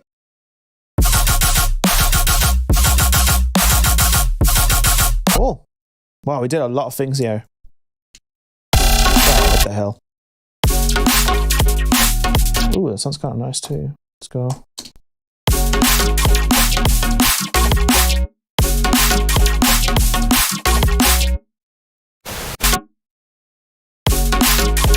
You can see it's pretty CPU friendly. Like, I think what happens as well, obviously, is if, for example, one thing I noticed is with Physian MK2, and I think Physian, not Physian. Oh, my camera. Oh shit.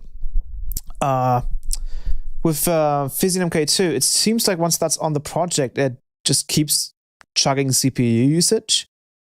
It doesn't really stop when there's no input. So that's obviously one kind of drawback. But with wait, I have an idea. With Encarta, that's not the case. It only starts working when it actually has input, which is nice. Ooh, let's do.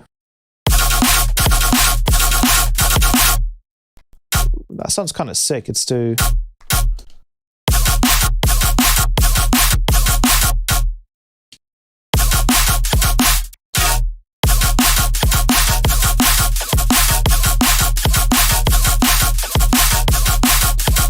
Make this one work too. Actually, let's do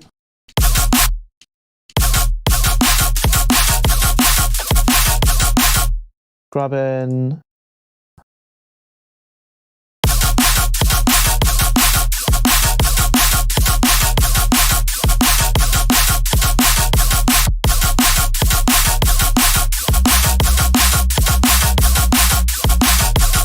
Yeah, jump up, right? With a little bit of a delay on there. Oh, dude.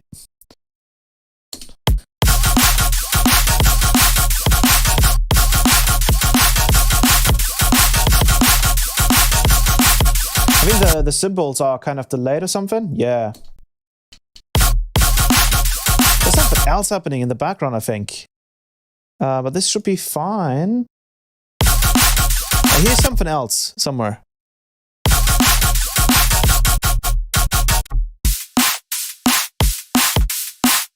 Oh, that snare is heavily distorted. Let's push that back a little bit.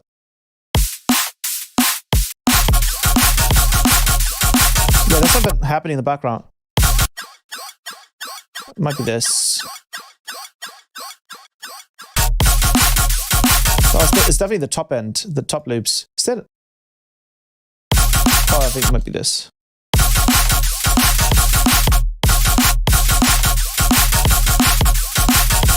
Might be because these are not suited for that particular. Where the down here.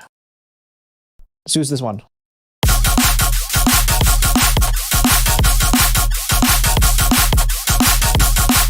There we go. That's it. That's more like it.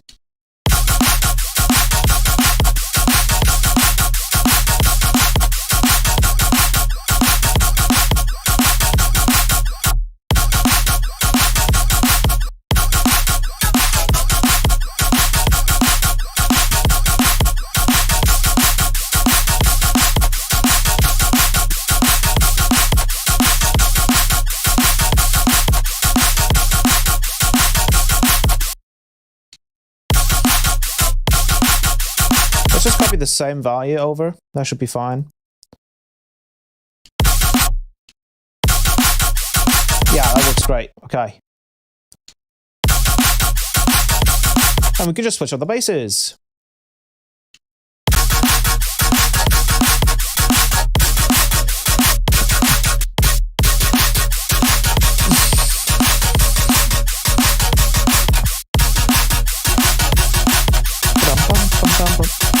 Oh, I think it's the sub is now kind of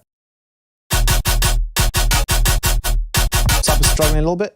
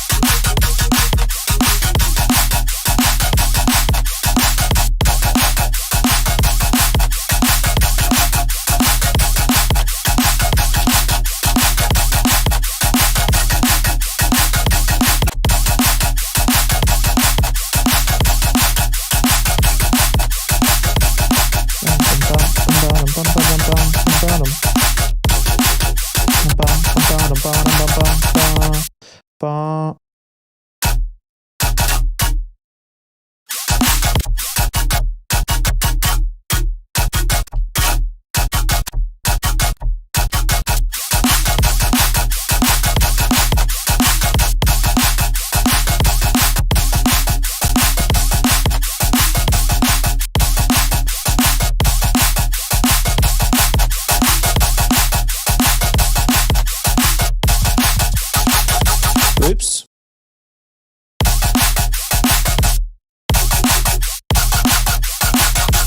Well, my camera's stuck again.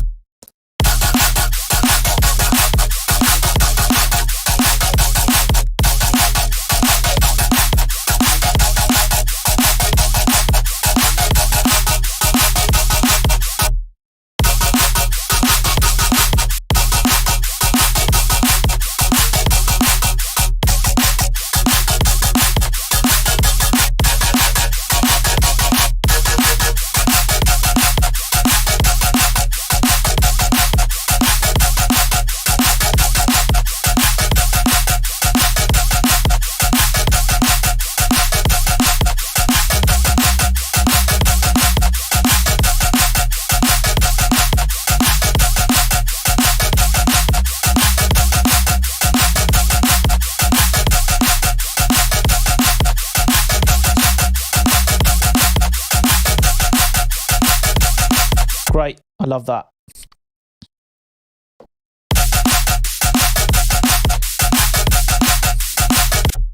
I want to see if I can just do... Nope. I want to... A little bit more.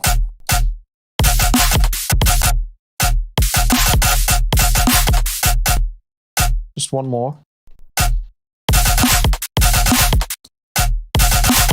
I guess I have to put this to triplets, otherwise it won't work.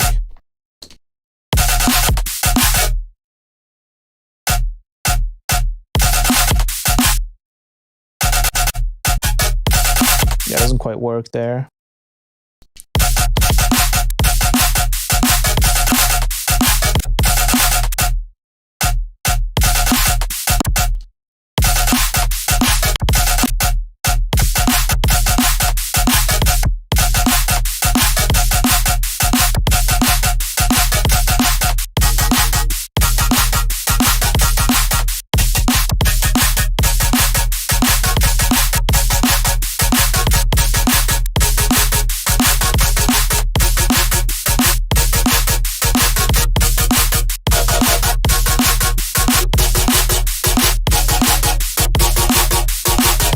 The chat is kind of nuts right now.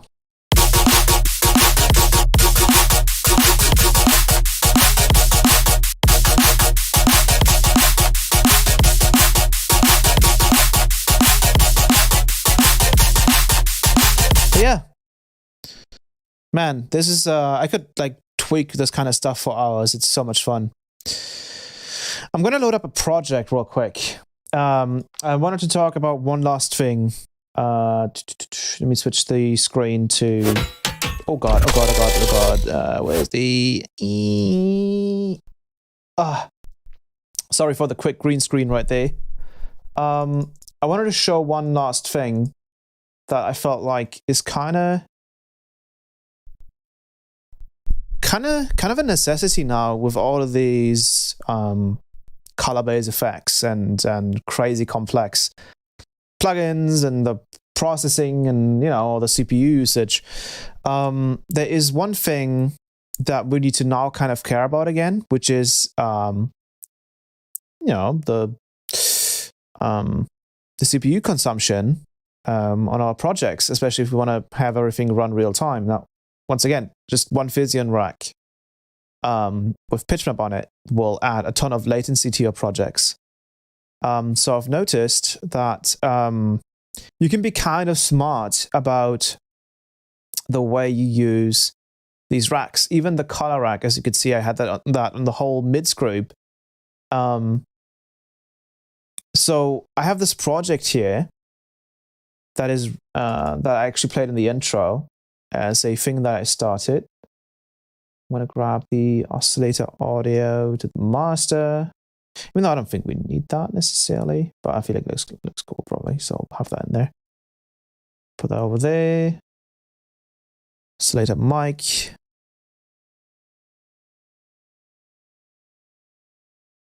Input. There we go. And oh, you guys won't be able to hear this, so I'm gonna have to add this too. This probably has like a huge amount of latency, by the way, like a crazy amount. So bear with me.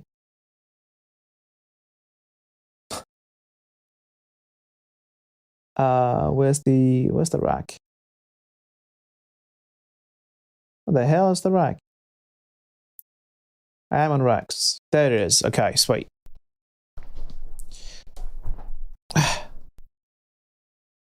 Sweet. Oh, I just turned dark. Let me switch that. Bam. Sweet. Alrighty. So this is the project that, let me see, should be fine. You guys hear these? Hear this? Let's see. Yeah, okay. So this is the project that I showed and that I played off in the intro. I'm gonna play it one more time now.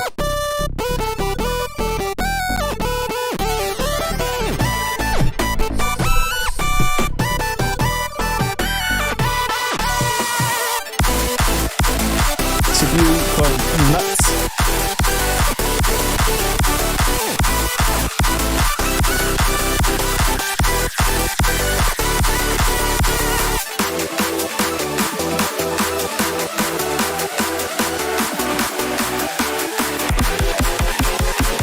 the end transition right here.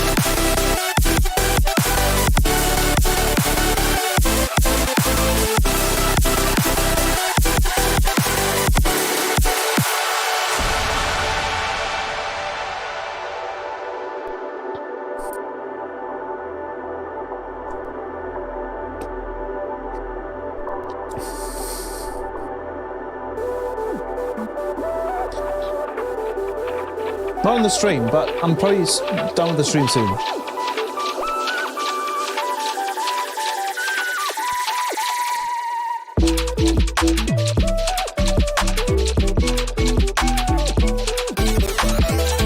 Oh yeah, I actually ended up using a color on this. Oh,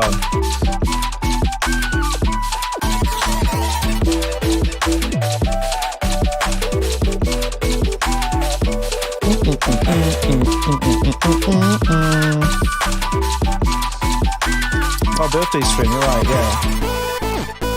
No, I think that we're kind of getting to the end of the stream at this point. I wanted to show one more thing though that I've kind of been doing recently.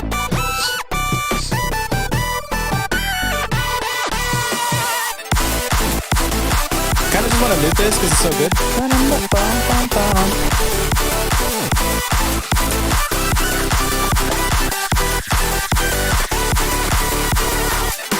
But yeah, so this is the drop, right?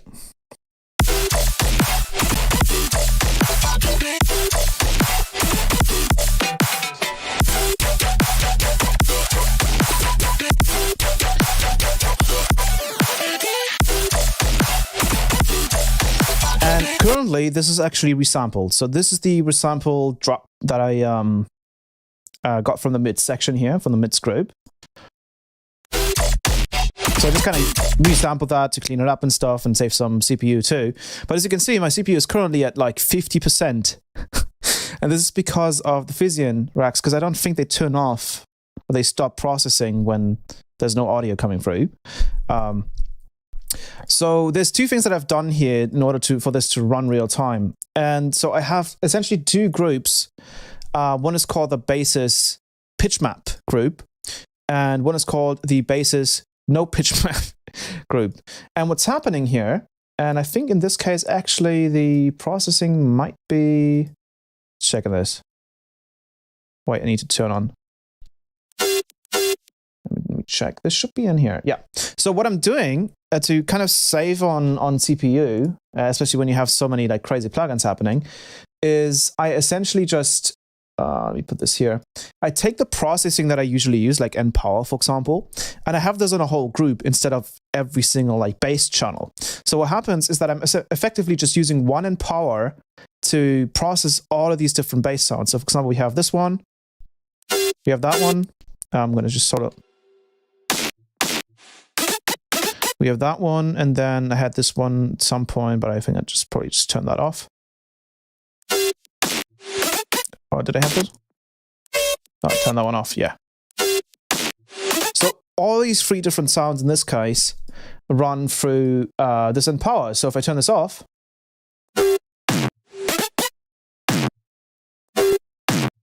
I essentially just save more CPU by just processing all of them in a batch of sorts or in a group as a kind of bus processor, I guess you could call it. And then I think I do the same thing here in the basis pitch map, except I have another group on top. But in here, I have another snap heap with the NPower rack in here. So all of these bass sounds are being processed by this NPower rack with the disperser and everything. So if I turn this off,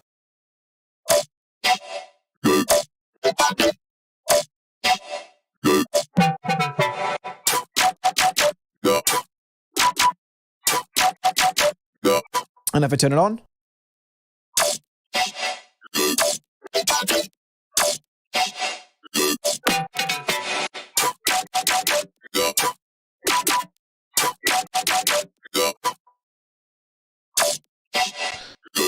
That way, I'm saving a lot more CPU, and even the pitch map that I have on here with the Physian MK2 rack that is doing, you know, God's work, essentially.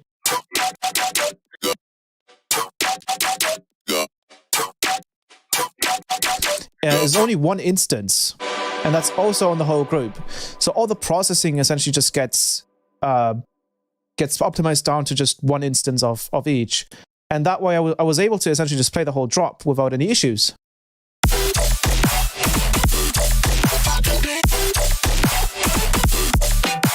Now, due to the stream, I'm getting close to like 100%.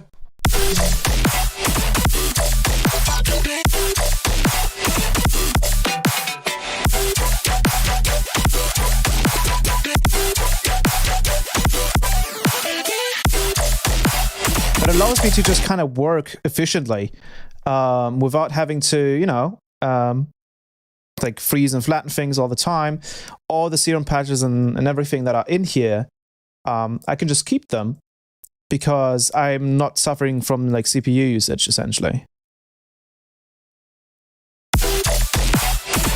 But I did, you know, resample it once I'm happy with the drop, just to clean things up and maybe just remix some of the parts, for example, right here. Or where was it? I think it's over here. It initially sounded different if you hear this drop.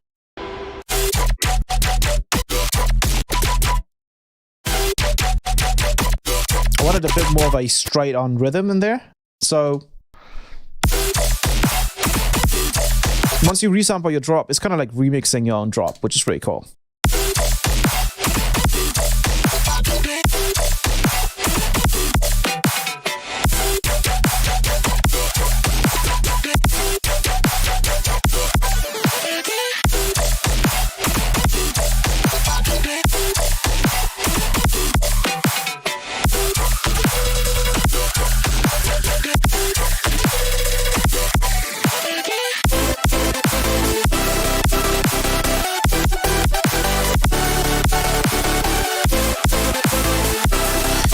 Similar concept here with this main lead. Essentially have every single layer in one instrument rack, and then I process them all together with an OTT instead of having an OTT for each. Yeah, for sure. I think I can just probably just move this.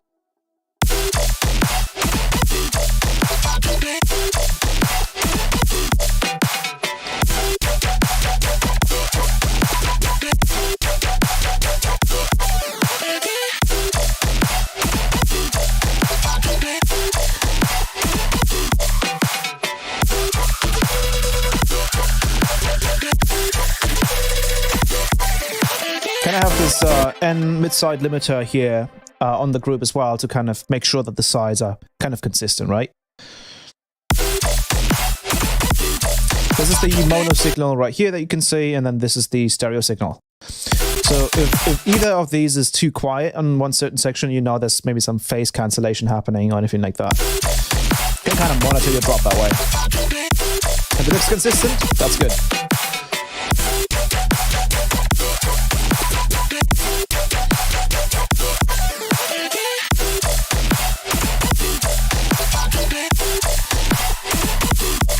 And also in this section, that nice little bang, bang, bang, bang, bang. I do the same thing here where I have the delay, with the two delays, adding a lot of inharmonics and some harmonics, like inharmonics and some harmonics. And then color is also on here.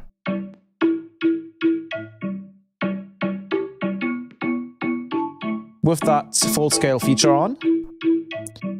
And I could now go into the delay and like play around with it if I wanted to, so I could maybe turn that one off.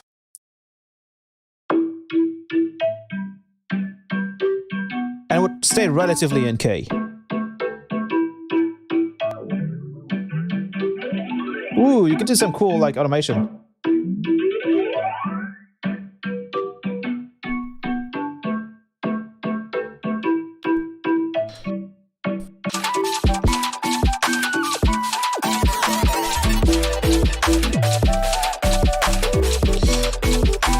you. Thank you very much.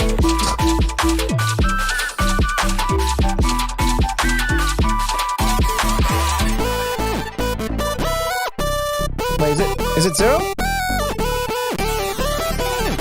It's a midnight. It is midnight. Very good. I am now 23 years old.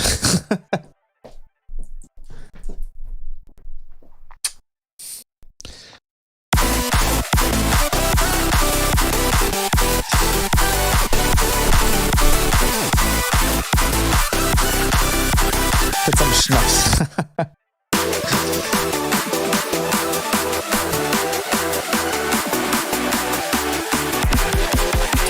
Thank you very much. Thank you, thank you. Bum, bum, bum.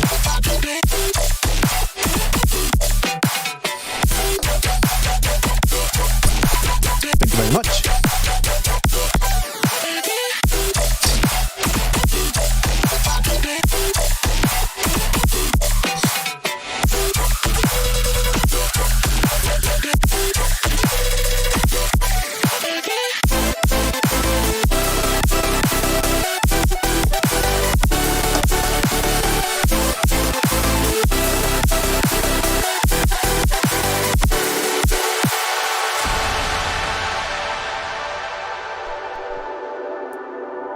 But yeah,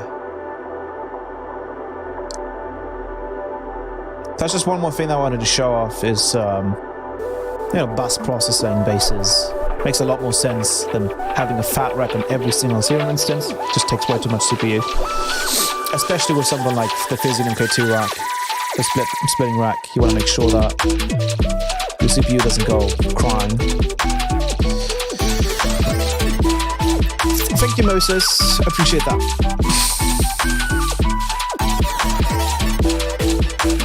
But yeah, I'd say we should probably wrap up the stream now.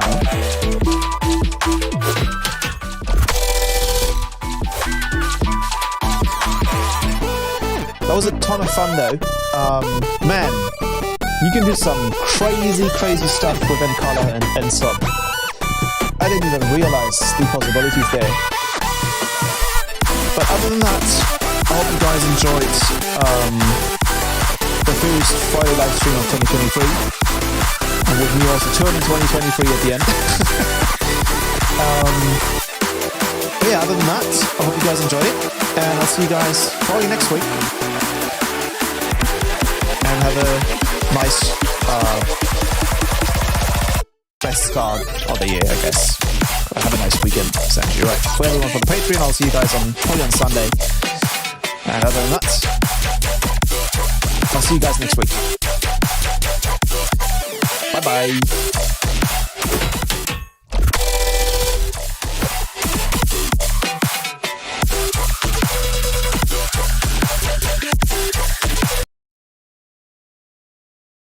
Oops, I didn't realize I was not really turning down the master. I kind of just spoke over my track. That was a bit weird. Anyways, I'll see you guys next week. Bye bye.